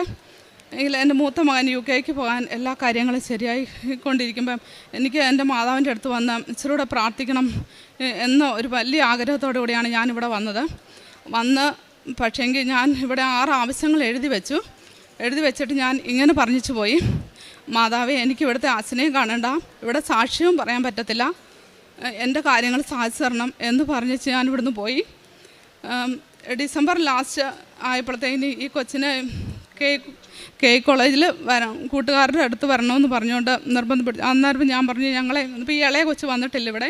അപ്പോൾ ഞാൻ പറഞ്ഞു, അങ്ങനെയെങ്കിൽ ഞങ്ങളെ ഇവിടെ കൊണ്ട് നിർത്തിയിട്ട് നീ പൊക്കോ എന്ന് പറഞ്ഞു. ഞങ്ങൾ 3 പേരും ഇവിടെ വന്നു. ഈ കൊച്ച് കൂട്ടുകാരുടെ അടുത്ത് പോവുകയും ചെയ്തു. എന്നിട്ട് ഞാനിവിടെ വന്നിരുന്നു. ഇവിടെ കേൾക്കുമ്പോൾ സാക്ഷ്യം കേൾക്കുമ്പോഴത്തേന് എനിക്ക് ഭയങ്കരമായിട്ട്, ഞാൻ ആദ്യമായിട്ട് സാക്ഷ്യം കേൾക്കണം. ഞാൻ ലാസ്റ്റാണ് അവിടെ ഇരുന്ന് ഞാൻ ഈ സാക്ഷ്യം കേൾക്കുമ്പോഴത്തേന് എനിക്ക് ആകെപ്പാടെ ഭയങ്കര ബുദ്ധിമുട്ടായി. കാരണം ഇതുപോലെ വന്ന് ഞാൻ പലയിടത്തും പല ആരാധനകളിലെല്ലാം പോയി കൂടുകയും അച്ഛന്മാരിങ്ങനെ സാക്ഷ്യം എഴുതി വായിക്കുന്നതാണ് ഞാൻ കേട്ടിട്ടുള്ളത്. അപ്പോൾ എനിക്കിവിടെ ഇത് കേട്ടപ്പോൾ തൊട്ട് എനിക്ക് ഭയങ്കര സങ്കടമായി. മാതാവ് അവൾക്ക് ഒരു കള്ളം പറയാൻ ഇവിടെ കയറി എന്ന് പറയാൻ പറ്റത്തില്ല, അമ്മ എന്നോട് ക്ഷമിക്കണേ എന്നൊക്കെ പറഞ്ഞ് ഞാൻ കണ്ണ് നിറഞ്ഞൊഴുകുവാണ്. എനിക്ക് ഭയങ്കരമായിട്ട് കുളിര് കോരുവാണ് ഇവിടുത്തെ സാക്ഷ്യം കേട്ടിട്ട്. എന്നിട്ട് ഞാൻ പയ്യെ ആ മാതാവിൻ്റെ നേരെ അങ്ങോട്ട് തിരിഞ്ഞ് എൻ്റെ കണ്ണുകൾ നിറഞ്ഞൊഴുകിക്കൊണ്ടിരുന്നു. ഞാൻ പറഞ്ഞു, മാതാവേ, എൻ്റെ കൊച്ചിന് UK 3 ദിവസം താമസിക്കാൻ ഒരിടം വേണം. അത് 16 ജനുവരി 11 ഇവിടുന്ന് പോകും, 12 അവിടെ ചെല്ലും. 3 ദിവസം താമസിക്കാൻ ഒരിടം വേണം. 16-ാം തീയതി ഇവന് റൂം കിട്ടും. അതുവരെ താമസിക്കാൻ ഒരിടമില്ല. മാതാവേ, ഇവനെ ഫ്ലൈറ്റിൽ നിന്ന് ഇറങ്ങി ആരോരും ഇല്ലാത്തടത്ത് ബാഗും എല്ലാം തൂക്കി എങ്ങോട്ട് പോകണമെന്ന് അറിയത്തില്ല നിൽക്കുന്ന അവസ്ഥ. അമ്മ, എനിക്ക് ചിന്തിക്കാൻ പറ്റത്തില്ല, എൻ്റെ ജീവൻ പോകും എന്ന് ഞാനിങ്ങനെ പറഞ്ഞു. അങ്ങനെ പറഞ്ഞ് പ്രാർത്ഥിച്ച് ഇവിടുന്ന് ഇറങ്ങി. അന്നേരം എനിക്കൊരു സിസ്റ്ററിനെ കാണാനുണ്ടായിരുന്നു, കാഞ്ഞിരപ്പള്ളിയിൽ. അവിടുത്തെ അനുഗ്രഹം മേടിക്കാൻ വേണ്ടി അവിടെ പോയി ഞങ്ങൾ പ്രാർത്ഥിച്ചപ്പോൾ എൻ്റെ മനസ്സിരുന്നു മാതാവ് ഇങ്ങനെ തോന്നുവാണ്, എൻ്റെ അമ്മായിമ്മയുടെ ചേട്ടത്തി കാഞ്ഞിരപ്പള്ളിയിൽ താമസിക്കുന്നുണ്ട്, അവരുടെ അനുഗ്രഹം കൂടെ മേടിക്കാം, അവിടെ പോയിട്ടും കൂടെ പോകാം. ഞങ്ങൾ ഇവിടുന്ന് രാത്രിയായി 8 മണിയായി അവിടെ ചെല്ലുമ്പോൾ. അവിടെ ചെന്ന് പേരമ്മയോട് പറഞ്ഞു, ഇന്നതാണ് എൻ്റെ അവസ്ഥ, ഈ കുഞ്ഞിനെ ഒരു താമസിക്കാൻ ഇങ്ങനെ പോവുകയാണ്, വെളിയിൽ പോവുകയാണെന്ന് പറഞ്ഞപ്പോൾ എവിടെ ആ സ്ഥലം എങ്ങനെയാണെന്ന് ചോദിച്ചപ്പോഴത്തേനും പറഞ്ഞു UK. അന്നേരം പറഞ്ഞു, എൻ്റെ കൊച്ചുമോളും അവിടെയല്ലേ താമസിക്കുന്നതെന്ന് പറഞ്ഞു. അങ്ങനെ പറഞ്ഞ് അപ്പം മൂത്തയാൾ +2 പഠിക്കുന്ന കൊച്ച് പോയിട്ട് വന്നതേ ഉള്ളൂ. അവന് ഓണത്തിനെല്ലാം പോയിട്ട് വന്നു. അപ്പോൾ ഞാൻ പറഞ്ഞു, തന്നെ വരുമോ? അപ്പം എൻ്റെ ജീവൻ ഇവിടെ നല്ലൊരു ഏജൻസി ഈ കൊച്ചിന് എൻ്റെ ജെറിന് കിട്ടിയേക്കുന്നത് UK തന്നെയാണ്. അതുകൊണ്ട് ആ താമസസ്ഥലം ഒന്നും ആകാതെ പോയേ. അന്നേരത്തേക്കിനും ഭയങ്കര സന്തോഷമായി. എനിക്കിത് കേട്ട് എൻ്റെ മാതാവ് അവിടെ എന്നെ കൊണ്ട് എത്തിച്ചു. ഇവനെ 3 മാസം താമസിക്കാൻ 3 ദിവസം ചോദിച്ചതിന് എൻ്റെ മാതാവ് 3 മാസത്തേക്ക് താമസിക്കാൻ ഇടം നൽകി അനുഗ്രഹിച്ചു. ആദ്യത്തെ എൻ്റെ ഉടമ്പടിയിൽ എഴുതി വെച്ചതും സാധിച്ചതുമായ കാര്യം അതാണ്. രണ്ടാമത് ഭർത്താവിന് വിട്ടുമാറാത്ത ചുമയാണ്. ഞങ്ങൾക്ക് പാട്ടക്കാടാണ്, ഒരു 15 കിലോമീറ്റർ വണ്ടിക്ക് പോകണം, ദൂരെ പോകണം. വണ്ടി ഓടിച്ച് പോകേണ്ട സമയത്തെല്ലാം ഈ വണ്ടി ഒന്നും ഓടിക്കാൻ പറ്റുന്നില്ല, ഭയങ്കരമായിട്ടിങ്ങനെ ചുമയാണ്. 5 മിനിറ്റ് നിന്ന് ചുമയ്ക്കുന്ന, ശ്വാസം പിടിച്ച് നിൽക്കുന്ന ചുമയ്ക്കുന്ന ഒരു ചുമയാണ്. കിടക്കും സന്ധ്യ ആകുമ്പോഴും എല്ലാം ഞാനിങ്ങനെ പ്രാർത്ഥിച്ച് ഞാൻ രണ്ടാമത്തെ ഉടമ്പടിയിൽ തന്നെ വെച്ചത്. എൻ്റെ മാതാവ് എങ്ങനെയോ മാറ്റി, ഒരു കുഴപ്പമില്ല. മാതാവിൻ്റെ നേർച്ച വസ്തുക്കൾ ഉപയോഗിച്ചതിന് ശേഷം അത് മാറിക്കിട്ടി. പാട്ടക്കാടെന്ന് പറഞ്ഞാൽ ഞങ്ങൾക്ക് അത്രയും ദൂരം പോവുകയും ചെയ്യണം, മനസ്സിന് ഒരു സമാധാനമില്ല. ഞങ്ങൾ അവിടെ ഇരുന്ന് എന്ത് ചെയ്യാനാണ്, ഇതും കൊണ്ട് ഒരു തരത്തിലും മുന്നോട്ട് പോകുന്നില്ല, പണിയാനല്ലാതെ ഇതും കൊണ്ട് ഒന്നും കിട്ടുന്നില്ല എന്ന് പറഞ്ഞ് ഞങ്ങളിങ്ങനെ ഇരുന്ന് 2 പേരും കൂടെ പറമ്പിൽ തന്നെ ഇരുന്ന് പ്രാർത്ഥിച്ചു. മാതാവേ ഞങ്ങൾ എന്നാ ചെയ്യണം, എന്ന് ചെയ്യണമെന്ന് പറഞ്ഞ് പ്രാർത്ഥിച്ചു. എൻ്റെ മനസ്സിൽ ഇങ്ങനെ തോന്നിക്കുവാണ്, ഉപ്പുണ്ടോ, ഉപ്പുണ്ടെങ്കിൽ ഇടാൻ എൻ്റെ മനസ്സിൽ ഇങ്ങനെ പറയുകയാണ്. അപ്പം ഞാൻ ചോദിച്ചു, ഭർത്താവിനോട് ചോദിച്ചു ഉപ്പുണ്ട്. അപ്പം പറഞ്ഞു 2 എണ്ണം ഉണ്ട് എന്ന് പറഞ്ഞപ്പം ഇത്രയും 2.5 ഏക്കർ ഇടാൻ അത് മതിയാവുമോ എന്ന് ചോദിച്ചു. ഞാൻ പറഞ്ഞു, മാതാവ് എൻ്റെ മനസ്സിൽ നിന്ന് ഇങ്ങനെ പറയുന്നു, 1 നുള്ളി ഉപ്പെടുത്ത് ഒരേലത്തിൻ്റെ നടുക്ക് ഇട്ടിട്ട് വിശ്വാസപ്രമാണം ചൊല്ലി പ്രാർത്ഥിക്കുക എന്ന് പറഞ്ഞു. അപ്പം ഞങ്ങൾ 2 പേരും 2 സൈഡിൽ കൂടെ പോയി ഇത് പ്രാർത്ഥിച്ചു. ഏറ്റവും ഒടുവിൽ ലാസ്റ്റ് മിച്ചം വന്നെന്നാണ് പറഞ്ഞു, ഒരു ബോട്ടിൽ ഭർത്താവിനത് സൈഡിൽ കൂടെ ഇടുകയും ചെയ്തു. അങ്ങനെ ഞങ്ങൾ വന്നു. ഒരാഴ്ച കഴിഞ്ഞപ്പോഴാണ് ഞങ്ങൾ പിന്നെ തിരിച്ച് ആ പറമ്പിൽ പോകുന്നത്. അവിടെ ചെന്ന് കഴിയുമ്പോഴത്തേക്ക് എന്തെന്നില്ലാത്തൊരു സമാധാനം, ഞങ്ങൾക്ക് ഉണ്ടോ ഇല്ലെന്നല്ല, ആ കാട് കാണുമ്പോൾ ഞങ്ങൾക്ക് ഭയങ്കര സന്തോഷം. മാതാവ് അതിൻ്റെ രോഗങ്ങൾ മാറ്റുകയും ചെയ്തു, ആദായം നൽകുകയും ചെയ്തു. പിന്നെ ഈ പാട്ടത്തിന് സ്ഥലം കൊടുക്കാനായിട്ട് ഈ കൊച്ചു ഓൾറെഡി ജനുവരി പോയതുകൊണ്ട് 20 ലക്ഷം രൂപ ലോൺ എടുത്തേക്കുന്നു. അന്നേരം പിന്നെ അവിടുന്ന് പലിശ എടുത്താണ് നമ്മൾ ആ റൗണ്ട് കൊടുത്തത്. തന്നാണ്ട് പൈസയാണ് ഞങ്ങൾ പാട്ടത്തിന് കൊടുക്കേണ്ടത്. അന്നേരം ഞങ്ങൾ അത് കൊടുത്തു. 2ാമത്തെ തവണ ഇതുപോലെ കൊടുക്കേണ്ട 4ാമത്തെ പുതുക്കല്ലിനാണ്. അപ്പം നമുക്കിത് കൊടുക്കാനായിട്ട് നമ്മുടെ ഈ പൈസ, അപ്പോൾ ഞാൻ അമ്മ അത് അവനോട് പറയുമായിരുന്നു, എനിക്ക് ഇവിടെ വരുന്നതിലും കൂടുതൽ ഞാൻ ഇവിടെ വന്ന് എനിക്ക് പ്രാർത്ഥിക്കാൻ പറ്റത്തില്ല. എനിക്ക് ആ വീടുകളിൽ പോരുന്ന ദിവസത്തേക്ക് ഞാൻ ഇവിടെ നിന്ന് പ്രാർത്ഥിക്കും, മാതാവേ ഞാൻ ഇന്നത് കാര്യത്തിന് ഞാൻ വരുന്നുണ്ട്, എനിക്ക് ഇവിടുന്ന് പാട്ടക്കാരോട് ഇനി അവധി പറയാൻ അനുവദിക്കല്ലേ അമ്മേ, എനിക്ക് അതും പൈസ റെഡി ആക്കി തരണേ മാതാവേ, ഇനി പലിശയ്ക്ക് എടുക്കാനും പറ്റുന്നില്ല, ഇത്ര ഉണ്ടല്ലോ എന്ന് പറയുമായിരുന്നു. അങ്ങനെ ഇരുന്ന് പ്രാർത്ഥിച്ചു വന്നപ്പോൾ അന്ന് ഞങ്ങൾ വരിക, 4ാമത്തെ ഉടമ്പടി പുതുക്കാൻ വരുവാണ്. അപ്പോൾ ഇതാണ് മനസ്സിലുള്ളതും പ്രാർത്ഥനയും. അങ്ങനെ വന്നുകൊണ്ടിരുന്ന വഴി വാഗമണ്ണ് കഴിഞ്ഞപ്പോഴത്തേന് ഒരിക്കലും ഇല്ലാത്ത ഒരു അസ്വസ്ഥതയാണ്. ഈ ഭർത്താവിന് ഗ്യാസ് കയറുകയും അങ്ങ് ഭയങ്കരമായിട്ട് ഛർദ്ദിക്കുകയല്ല. ഞങ്ങളിങ്ങനെ എത്തിപ്പെടാൻ പറ്റുമെന്ന് വിചാരിച്ചില്ല. അങ്ങനെ ഒരു വിഷമത്തിൽ ഞങ്ങൾ വരുവാണ്. ഇവിടെ വന്നു മാതാവിൻ്റെ അടുത്ത് വന്നു. ഞാൻ അവിടുന്ന് വന്ന് കയറിയത്, ഞാൻ ഉടമ്പടി ടോക്കൺ എടുത്തു കഴിഞ്ഞപ്പോൾ ഞാൻ മാതാവിൻ്റെ പള്ളിക്കകത്ത് കയറിയിരുന്നു. അകത്തോട്ട് കയറിയിരുന്നപ്പോഴത്തേക്കിനും ഞാൻ കണ്ണ് അടച്ച് കഴിഞ്ഞപ്പോഴത്തേക്കിനും ഉണ്ടല്ലോ, മാതാവിൻ്റെ മടിയിൽ ഈശോയെ കിടത്തേക്കുന്നു വലിയൊരു രൂപ. എൻ്റെ അമ്മ എനിക്കത് പേടിയായി കണ്ടപ്പോൾ ഞാൻ ചോദിച്ചു, മാതാവേ ഇതെന്താ ഇങ്ങനെ? അന്നേരത്തിന് പറയും, മാതാവ് അനുഭവിച്ച ഒരു സങ്കടം നിനക്കില്ലല്ലോ. പിന്നെ ഞാൻ എന്നും ഈ പള്ളി വരുമ്പോൾ ഇങ്ങനെ ഒരു രൂപ ഞാനിവിടെ തപ്പും, ഞാനത് കണ്ടിട്ടേ ഇല്ല എൻ്റെ മനസ്സിൽ. അങ്ങനെ എനിക്ക് മാതാവ് ദർശനം തന്നു. അന്ന് ഞങ്ങൾ ഇവിടുന്ന് ഇറങ്ങിപ്പോകുന്ന വഴിയും ഒരിക്കലും ഞങ്ങൾ ഇത്രയും വർഷക്കാലം ഞങ്ങൾ ഇവിടെ താമസിക്കുന്നവരാ, ഒരു കൃഷിഭവനിൽ നിന്ന് ഞങ്ങളെ ആരെയും വിളിച്ചിട്ടില്ല. ഞങ്ങളിങ്ങ് പോകുന്ന വഴി തന്നെ, ഇവിടുന്ന് പോകുന്ന വഴി തന്നെ കൃഷിഭവനിൽ നിന്ന് ഒരു സാറ് വിളിച്ചേക്കുന്നു, കാർഷിക വായ്പ തരാം എന്നതുപോലെ. അപ്പം ഇപ്പം ഭർത്താവ് പറഞ്ഞു, ഞങ്ങൾക്ക് ഓൾറെഡി 20 ലക്ഷം രൂപ ലോണുണ്ട്, അതിൻ്റെ ഇടയിൽ എങ്ങനെ കിട്ടും എന്ന് ചോദിച്ചു. അന്നേരം പറഞ്ഞു, കരമടച്ച രസീതുമായിട്ട് പോകാം, അപ്പോൾ അതെല്ലാം വാങ്ങിക്കില്ലാന്ന് പറഞ്ഞു. നിങ്ങൾ നാളെ വാങ്ങി വാ എന്ന് പറഞ്ഞു. ഞങ്ങൾ അവിടെ വന്നു. ഞങ്ങൾക്ക് പറഞ്ഞതിലും കൂടുതൽ പൈസയും തന്നു. കുറഞ്ഞ സ്വർണ്ണയും പണയും വെച്ചാൽ ഞങ്ങൾക്ക് മാതാവിനോട് ഞാൻ പ്രാർത്ഥിച്ച പോലെ എനിക്ക് അവിടെ ഒരു അവധി പറയാതെ ആ പൈസ പാട്ടക്കാരന് കൊടുക്കാനും ഈ 2ാമത്തെ ആൾക്ക് പഠിക്കാൻ ഫീസ് കൊടുക്കാനും മാതാവ് ഒരു വഴി കാണിച്ചു തന്നു. പിന്നെ ഞങ്ങൾക്ക് വെള്ളമാണ് ഭയങ്കര ബുദ്ധിമുട്ട്. വെള്ളത്തിന് ഞങ്ങൾക്ക് 1 കിലോമീറ്റർ അകലെയാണ് വേറൊരാൾ വെള്ളം തന്നേക്കുന്നത്. വെള്ളം തരുന്ന ആൾക്ക് കുഴപ്പമില്ല. ഓസ് ഇട്ടേക്കുന്നിടത്ത് 2 വശത്തും വെട്ടും, എപ്പോഴും ഓസ് വെട്ടിക്കൊണ്ടിരിക്കുകയാണ് പതിവ്. മോട്ടർ ഓണാക്കിയിട്ട് ഓടി പോകേണ്ട വരും, വെള്ളം വന്നില്ല. അതൊരു വഴി ചെല്ലുന്നത് കണ്ടാൽ അവർ വഴക്കും പറയും. അങ്ങനെ ഒരു ദിവസം ഇങ്ങനെ കണ്ണ് നിറഞ്ഞൊക്കെ ഭർത്താവ് വന്നപ്പോൾ ഭയങ്കര സങ്കടപ്പെട്ടു. എന്നാ ചെയ്യും? ഞങ്ങൾ ആദ്യമേ വെറുതെ ഇവിടെ സ്ഥലം മേടിച്ച സമയത്ത് ഞങ്ങളിവിടെ ഒരു കുഴൽക്കിണർ കുത്തിപ്പാട് മുഴുവൻ ചേറായിരുന്നു. അതുകൊണ്ട് പലിശയ്ക്ക് എടുത്ത് നമ്മളങ്ങനെ ചെയ്തിട്ട് ഭയങ്കര ബുദ്ധിമുട്ടായപ്പോൾ ഇനി ഇങ്ങനെ ചെയ്താൽ എന്നാ ചെയ്യും എന്നോർത്ത് ഭയങ്കര ഒരു സങ്കടമായിരുന്നു. അങ്ങനെ ഇരിക്കുമ്പോഴത്തേക്കിന് എൻ്റെ മനസ്സിൽ ഇങ്ങനെ തോന്നുന്നു, എന്നാൽ ഇപ്പോൾ ഈ കടയെല്ലാം നിൽക്കുക, അതിൻ്റെ ഇടയിൽ ഇങ്ങനെ മനസ്സിൽ തോന്നുക, കുഴൽക്കിണർ കുത്തുക. ഞാൻ നിരന്തരം ഭർത്താവിനെ ശല്യപ്പെടുത്തിക്കൊണ്ടിരുന്നു, നമുക്കൊരു കുഴൽക്കിണർ കുത്തണം. അന്നേരം പറഞ്ഞു, 1 കുത്തിയ അനുഭവമില്ല, ഇനി എങ്ങനെ സാധിക്കുന്നതെന്ന് പറഞ്ഞു. പക്ഷെ പൈസയോ? ഞാൻ പറഞ്ഞു, അത് മാതാവ് തരും എന്ന് പറഞ്ഞ് ഞങ്ങളിങ്ങനെ പറഞ്ഞുകൊണ്ടിരുന്നു. അങ്ങനെ കുത്താൻ എൻ്റെ ശല്യം കാരണം സമ്മതിച്ചു, മനസ്സോടെ ഭർത്താവ് സമ്മതിച്ചു. അന്ന് വെച്ച് ഞാൻ മാതാവിനോട് പ്രാർത്ഥിച്ചു. ആളെ വിളിക്കാൻ പോയി, പക്ഷേ പോകുന്നതിന് മുമ്പായിട്ട് ഞാൻ മാതാവിനോട് പറഞ്ഞു, ഏലത്തിനകത്തോട്ടൊന്നും നമുക്ക് വേണ്ട മാതാവേ, സാധനം നമുക്ക് ഈ നടുമിറ്റത്തായാലും ഒരു കുഴപ്പമില്ല മാതാവേ, ഇവിടെ കിട്ടണേ എന്ന് പ്രാർത്ഥിച്ച് ഞാൻ ഒരു സൈഡ് തൊട്ട് ഇങ്ങനെ ഉപ്പും ഇവിടുന്ന് കൊണ്ടുപോയി ഞാൻ മണ്ണ് എടുത്തുകൊണ്ട് പോയിട്ടുണ്ടായിരുന്നു. ഈ മണ്ണും ഉപ്പും കൊണ്ടിട്ട് വിശ്വാസപ്രമാണം ചൊല്ലി പ്രാർത്ഥിച്ച് നിർത്തിയ സ്ഥലത്ത് നിർത്തി. എന്നിട്ട് ഞാനിങ്ങനെ പ്രാർത്ഥിച്ച് മാതാവിനോട് ഇരുന്ന് ആ ആൾ വന്നപ്പോൾ ഉണ്ട് ഞാൻ ഉപ്പിട്ടടം മാത്രം, എനിക്കും എൻ്റെ മാതാവിന് മാത്രം അറിയാവുന്ന കാര്യം. അതുപോലെ ആ ഉപ്പിട്ട സ്ഥലത്ത് തന്നെ അവിടെ വന്ന് നിന്ന് അവിടെ സാധനം കാണാം, ഒരു ശല്യവും ഇല്ലാതെ ഞങ്ങൾക്ക് വണ്ടി കയറുന്നതിന് മറ്റുള്ള ഒരു തടസ്സമില്ലാതെ അവിടെ 500 അടിക്ക് താഴെ തമ്പുരാൻ വെള്ളവും തന്നു. 2 മാസത്തിനുള്ളിൽ ആ കടവും വീട്ടാൻ തമ്പുരാൻ സഹായിച്ചു. മാതാവ് ഒരു വഴി ഒരുക്കി തന്നു. ഈ കൊച്ചിനെ UK ലൈസൻസ് എന്നിട്ട് എന്ത് ലൈസൻസ് എന്ന് പറഞ്ഞാൽ ആദ്യം നമ്മൾ ഓർത്ത് ഇവൻ ഇവിടെയൊക്കെ വണ്ടി ഓടിച്ച് നടക്കുന്നല്ലേ, കിട്ടും, അതിന് വലിയ പാടൊന്നുമില്ല എന്ന് വിചാരിച്ചു. വലിയ പ്രാർത്ഥന ഇതൊന്നും ചെയ്തില്ല, കിട്ടുമെന്ന് വിചാരിച്ചു. പക്ഷേ ആദ്യം പോയി അന്നേരത്തേനും അവൻ വിളിച്ച് പറഞ്ഞു, അമ്മേ 2ാമത് ഞാൻ എടുത്തിട്ടുണ്ട്, ഇന്ന ദിവസമാണ് ആദ്യത്തെ പോയെന്ന് പറഞ്ഞു. അപ്പോൾ ഞാൻ പറഞ്ഞു, നീ പറഞ്ഞ് പ്രാർത്ഥിച്ചേക്കാം, ഞാൻ ഈ നമ്മുടെ വണ്ടിയെ കയറിയിരുന്നു, ഞാൻ പ്രാർത്ഥിച്ചോളാം, വിശ്വാസപ്രമാണം ഇതങ്ങനെയൊക്കെ സാക്ഷ്യം കേട്ടിട്ടുണ്ട്, അതനുസരിച്ച് ഞാൻ പ്രാർത്ഥിച്ചോളാം, നീ അതുപോലെ ചെയ്തോളാം, നീ പറഞ്ഞാൽ മതിയെന്ന് പറഞ്ഞു. ഈ കൊച്ചു ആ സമയത്ത് മെസ്സേജ് ഇട്ടു. 2ാമത് വന്നിട്ട് ഞാൻ വച്ചത്തിരിയും നീലത്തിരിയും കത്തിച്ച് വെച്ച് കാറ് കയറി ഇന്ന് തൈലം തൂത്ത് പ്രാർത്ഥിച്ച് പ്രത്യക്ഷീകരണ പ്രാർത്ഥന ചൊല്ലിക്കൊണ്ടിരിക്കുന്ന വഴി ഇത്തവണയും പൊട്ടി. ഇത് തന്നെ മനസ്സ് നിറഞ്ഞു വരിക, എനിക്ക് പ്രാർത്ഥിക്കാൻ പറ്റുന്നില്ല, ഇത്തവണയും പൊട്ടി. ഇവൻ്റെ മുഖം ഇങ്ങനെ തെളിഞ്ഞു വന്നുകൊണ്ടിരുന്നു.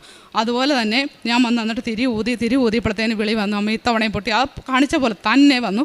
അന്നേരത്തെ സാധനപ്പോഴത്തേക്ക് ഞാൻ ഇവനങ്ങ് സങ്കടമായി, ഇനി അടുത്ത ഉടനെ അങ്ങ് കിട്ടുകയില്ല. ഞാൻ പറഞ്ഞു അടുത്തത് നോക്ക്. അന്നേരത്തെ ഞാൻ പറഞ്ഞു, ഇനി ഒരു വണ്ടിക്കാണെങ്കിലും ഇവിടുത്തെ 3000 രൂപ വേണം അവിടെ അടയ്ക്കണേ, എന്നാലേ വണ്ടി കിട്ടുള്ളൂ, ഇൻഷുറൻസ് ചെയ്താലേ വണ്ടി കിട്ടുള്ളൂ എന്നൊക്കെ ഇവൻ പറഞ്ഞു. അപ്പോൾ ഞാൻ ഇവനോട് പറഞ്ഞു, നീ ഒരു കാര്യം ചെയ്യ്, ആ 3000 രൂപ നീ പ്രാർത്ഥിച്ച് ഇങ്ങോട്ട് അയക്ക്, ഞാനിവിടെ പാവങ്ങൾക്ക് മരുന്ന് മേടിക്കാൻ മാർഗ്ഗമില്ലാത്തവർക്കോ അങ്ങനെയുള്ളവർക്കും ഞാൻ കൊടുക്കാം, നീ അതിങ്ങോട്ട് അയക്കാൻ പറഞ്ഞു. അങ്ങനെ ആ കൊച്ചു അതുപോലെ ചെയ്തു. എന്നിട്ട് അടുത്ത പ്രാവശ്യത്തെ ഇതിന് ഇവന് കിട്ടുകയും ചെയ്തു. അങ്ങനെ പിന്നെ ഹെവി ലൈസൻസും കിട്ടി. അങ്ങനെ തമ്പുരാൻ അനുഗ്രഹിച്ചു. മെക്കാനിക് 2ാമത്തെ ആൾക്കാണ് പിന്നെ അടുത്തത്. അവന് ഞാൻ ഇവിടെ വരുമ്പോഴാണ് എനിക്ക് എല്ലാ കാര്യങ്ങളും മാതാവ് നടത്തി തരുന്നത്. ഞാൻ വെച്ചതിലും കൂടുതൽ എൻ്റെ മാതാവ് ഈ പള്ളി വരുന്നതാണ്. ഈ പള്ളി വരുമ്പോൾ ഞാൻ അന്ന് വരെയും പറഞ്ഞുകൊണ്ടിരിക്കുന്ന കാര്യം വരുന്നിടം വരെയും പറയും. ഇവിടെ വന്നു കഴിഞ്ഞാൽ എൻ്റെ മാതാവിൻ്റെ കൈ പിടിച്ചിങ്ങ് കയറുന്ന പോലെ ഒരു സന്തോഷമാണ് എനിക്ക് വേറെ പറയാനൊന്നുമില്ല. അങ്ങനെ ഇരിക്കാനാണ് എനിക്ക് ഇഷ്ടം, ഇവിടുന്ന് പോകാനും ഇഷ്ടമില്ല. അങ്ങനെ ഒരു അവസ്ഥയാണ്. അപ്പോൾ ഈ കൊച്ചിന് എല്ലാവരോടും ഞാൻ ഈ ഓരോ ഉടമ്പടി നമുക്ക് പുതുക്കുമ്പോൾ ഞാൻ ചോദിക്കും, മൂത്തയാളോട് ചോദിക്കും, എന്നാ ചെയ്യേണ്ടത്, നിനക്ക് എന്നതാ വേണ്ടത്, നിൻ്റെ കാര്യം ഞാൻ എന്നതാ എഴുതണ്ടേ, മാതാവിനോട് പറയേണ്ടതെന്ന് ചോദിക്കും. ഭർത്താവിനോട് പറയും. അത് അന്നേരം കൃഷിയുടെ രോഗപാടുകൾ മാത്രമേ പറയുള്ളൂ, സ്വന്തമായിട്ടൊന്നും പറയത്തില്ല. പിന്നെ ഈ കൊച്ചാണെങ്കിലും അവൻ്റെ ഉപരിപഠനം പഠനമൊക്കെ ഉണ്ടായിരുന്നു, അതെല്ലാ കാര്യങ്ങളും പറഞ്ഞു ഞാൻ മാതാവിൻ്റെ അടുത്തോടെ വന്ന് പ്രാർത്ഥിച്ചിട്ടുണ്ട്. അപ്പോൾ ഈ കൊതിവൻ ഒന്നും പറയത്തില്ല. അപ്പം ഞാനോർത്ത് എൻ്റെ മാതാവ് ഇവനെ ഒന്നാമതാക്കണം, ഒന്നിനും സപ്ലൈ ഒന്നും കിട്ടാതെ എൻ്റെ മാതാവ് ഇതിനെ ഒന്നാക്കണം. അമൽ ജ്യോതി കോളേജിൽ പഠിക്കുന്നു. എൻ്റെ കുഞ്ഞിനെ കഴിഞ്ഞ് കഴിവുള്ള ഒരുപാട് പിള്ളേർ അവിടെ ഉണ്ട്. അമ്മ ഇവനെ രക്ഷിക്കണം എന്ന് പറഞ്ഞ് ഞാൻ ഓരോ ദിവസം ഇവിടെ വന്ന് പ്രാർത്ഥിക്കും. അങ്ങനെ പ്രാർത്ഥിച്ച് ഞങ്ങൾ അന്ന് 6ാമത്തെ ഉടമ്പടി പുതുക്കൽ തന്നെ ഞങ്ങൾ ഇവിടെ വരുന്നു. ഉടമ്പടി പുതുക്കി അന്ന് എൻ്റെ കൂടെ ആളുകളുണ്ട്, ഞാൻ ആളുകളെയൊക്കെ കൊണ്ടുവരാറുണ്ട് ഉടമ്പടി എടുക്കാനൊക്കെ. അന്നേരം അവർ പറഞ്ഞു നമുക്ക് ഇവിടെ വന്ന് ഉടമ്പടി എടുത്തേച്ച് പോയി കഴിഞ്ഞപ്പോഴത്തേക്ക് ഞാൻ പറഞ്ഞു, എടാ മൂത്ത ആൾക്ക് വേണ്ടി പ്രാർത്ഥിക്കാനുള്ള അവനൊരു ഇൻ്റർവ്യൂ ഉണ്ട്, അവനും കൂടെ പ്രാർത്ഥിക്കാൻ ഇവിടെ വന്നു. ഈ കൊച്ചിനോട് ഞാൻ ചെന്ന് ചോദിച്ചു, എനിക്ക് ഇതിൻ്റെ ഇത് തരാൻ പറ്റും, അച്ഛനെ ഒന്ന് കാണണം. അത് വേണ്ട, അവനോട് ഓൺലൈൻ എടുത്ത് ഇവിടെ നിന്ന് പള്ളിയിൽ നിന്ന് പ്രാർത്ഥിച്ചോ, അത് മതിയെന്ന് പറഞ്ഞു. ഞാൻ എന്നിട്ട് ഇവിടെ ഇരുന്ന് വന്ന് പ്രാർത്ഥിക്കുമ്പോൾ എൻ്റെ മാതാവ് എനിക്ക് ഇങ്ങനെ കാണിച്ചു തരുവാണ്. ഈ ഇവൻ്റെ വിജയം കാണിച്ചു തരുന്നത്. മൂത്ത ആൾക്ക് വേണ്ടി പ്രാർത്ഥിക്കാൻ ഞാൻ വരുമ്പോൾ എനിക്ക് 2ാമത്തെ ആളുടെ വിജയം ഇങ്ങനെ കാണിച്ചു തരുക. ഞാൻ ഇവിടുന്ന് അങ്ങോട്ട് ഇറങ്ങിയപ്പോൾ ഞാൻ പറഞ്ഞു, എടാ നിന്നെയാണ്, എനിക്ക് അവന് വേണ്ടി ഒന്നും പ്രാർത്ഥിക്കാൻ പറ്റിയില്ല, നിൻ്റെ വിജയമാണ് എനിക്ക് കാണിച്ചു തരുന്നതെന്ന് പറഞ്ഞു. അപ്പോൾ അവരെല്ലാം കൂടെ പറഞ്ഞു, നമുക്ക് എന്നാൽ ഇവിടം വരാൻ വന്നാലേ ആർത്തിങ്കപ്പള്ളി കൂടെ ഒന്ന് കൊണ്ടുപോകും എന്ന് പറഞ്ഞ് ഞങ്ങൾ ആർത്തിങ്കപ്പള്ളി പോയി അവിടെ ഇറങ്ങി ആ ക്യാൻറ്റീനിൽ കയറിയിരുന്ന് ചായ കുടിക്കാൻ വേണ്ടി ഇങ്ങനെ കയറിയിരുത്തതിനും ഇവൻ്റെ റിസൾട്ട് വന്നു. ഇവൻ ഒന്നാമതായിട്ട് മാതാവ് അങ്ങനെ ഉന്നത വിജയം തന്നു. മാതാവ് അനുഗ്രഹിച്ചു. അമ്മയോട് പ്രാർത്ഥിച്ചതിൻ്റെ ഫലമായിട്ട് സ്ഥലം വിൽപ്പന എന്ന് പറഞ്ഞാൽ ഞാൻ ഇതിൻ്റെ ഇടയ്ക്ക് 5ാമത്തെ പുതുക്കൽ വന്ന് അച്ഛനെ കണ്ട് കാശ് രൂപം വാങ്ങി അത് കൊണ്ട് വെച്ചു, സാധാരണ ഉപ്പിടുകയൊക്കെ ചെയ്തു. എന്നിട്ട് അത് അപ്പോൾ അവിടെ ഇട്ടിട്ട് ഇങ്ങോട്ട് കയറുമ്പോഴത്തേക്കിനും എന്നോട് അയലോക്കത്തുള്ളവർ പറഞ്ഞു, ഇതുപോലെ അപ്പുറത്ത് വരെയും സ്ഥലം മേടിച്ച് വീട് വെക്കുന്ന ആളുകൾ വന്നിട്ടുണ്ടായിരുന്നു, ഞങ്ങൾ ഇതും കൊടുക്കാനിട്ടേക്കുവാന്ന് പറഞ്ഞു എന്ന് പറഞ്ഞു. അപ്പോൾ അവരുടെ നമ്പറുണ്ട് എനിക്കറിയാമായിരുന്നു. അപ്പോൾ ഞാൻ അതിനെ വീട്ടിൽ വന്നിട്ട് വിളിച്ചു കഴിഞ്ഞപ്പോഴത്തേക്കിനും പുള്ളി പറഞ്ഞു, ഞാൻ പറഞ്ഞു 15 സെൻറ്റ് സ്ഥലം ഇപ്പം എത്ര പട്ടയം ഉള്ളതാ എന്നെല്ലാം പറഞ്ഞു. എന്തായാലും പറഞ്ഞു പട്ടയത്തിൻ്റെ കോപ്പി ഒന്നിട്ട് തരാൻ പറഞ്ഞു. പട്ടയത്തിൻ്റെ കോപ്പി ഇട്ട് കൊടുത്തപ്പോൾ 13.5 സെൻറ്റേ ഉള്ളൂ. ഞങ്ങൾ പറഞ്ഞാലും വില താഴ്ത്തി. അന്നേരം ഭർത്താവിനൊരു സങ്കടം, ഇത്രയും വിലയ്ക്ക് അത് കൊടുത്താൽ ശരിയാകുമല്ലോ, ഇച്ചിരൂടെ വില കിട്ടും നോക്കാം എന്ന് പറഞ്ഞുകൊണ്ട് അതങ്ങ് വിട്ടു. അന്നേരം വില പറഞ്ഞ് അത് പോയി. എന്നിട്ട് പിന്നെ എന്ത് ചെയ്താൽ നടക്കുന്നില്ല. അങ്ങനെ ഇരിക്കുമ്പോൾ ഈ 9ാമത്തെ പുതുക്കിയിട്ട് ഞാൻ വന്നു കഴിയുമ്പോൾ ഞാൻ എന്തായാലും നമ്മുടെ ഒരു യോഗ്യതയിൽ ആ കച്ചവടം നടക്കത്തില്ല. കാരണം കോളനിയാണ്, വേറൊരു നല്ല ഒരാളുകൾ വന്ന് അവിടെ മേടിക്കാനും പാടാ, എന്താ അവിടെയുള്ളവർക്ക് മേടിക്കാനും നിവർത്തിയില്ല, അവരെയുള്ള വേസ്റ്റും എല്ലാം ആയിട്ട് ഇങ്ങനെ ഇരിക്കുക. അപ്പോൾ എന്നാ ചെയ്യണം? അപ്പോൾ ഞാൻ മാതാവിനോട് ഞാൻ പ്രത്യക്ഷീകരണ പ്രാർത്ഥന കഴിഞ്ഞിട്ട് മാതാവിനോട് ഞാൻ പ്രാർത്ഥിക്കാൻ തുടങ്ങി. മാതാവേ, ഞാൻ ഇനി 10ാമത്തെ ഇനി അടുത്ത പുതുക്കൽ കഴിഞ്ഞ് വരുന്ന വഴി എനിക്കിത് ഇങ്ങനെ ഒന്ന് കേൾക്കാനിടയാകണേ മാതാവേ. ഈ സ്ഥലം ഇത്ര വിലയ്ക്കാണ് ഇങ്ങോട്ട് എടുത്തോളാം. ഒരാൾ അങ്ങനെ പറഞ്ഞു, മാതാവേ ഈ വില എനിക്കത് ഇത് മതി, ഇതിനുള്ള യോഗ്യത ഉള്ളെന്ന് ഞാൻ വരുത്തോളാം. എൻ്റെ അമ്മ മാതാവ് എനിക്കത് സാധിച്ചു തരണം. കാനായിലെ കല്യാണ വിരുന്നിൽ വെച്ച് അമ്മ ആ അത്ഭുതം സൃഷ്ടിച്ച അമ്മ ആ കുടുംബത്തെ രക്ഷിച്ച പോലെ എൻ്റെ ഈ കുടുംബത്തെ രക്ഷിക്കണേ. ഞങ്ങൾക്കിത് വിൽക്കാനോ ഇതിൻ്റെ പുറകെ നടക്കാൻ ഒന്നും സാധിക്കുന്നില്ല. അമ്മ വിചാരിച്ചാൽ മാത്രമേ ഇത് നടക്കുകയുള്ളൂ. അമ്മ എന്നെ സഹായിക്കണേ എന്ന് പറഞ്ഞ് ഞാനിങ്ങനെ പ്രാർത്ഥിച്ചു. മാതാവ്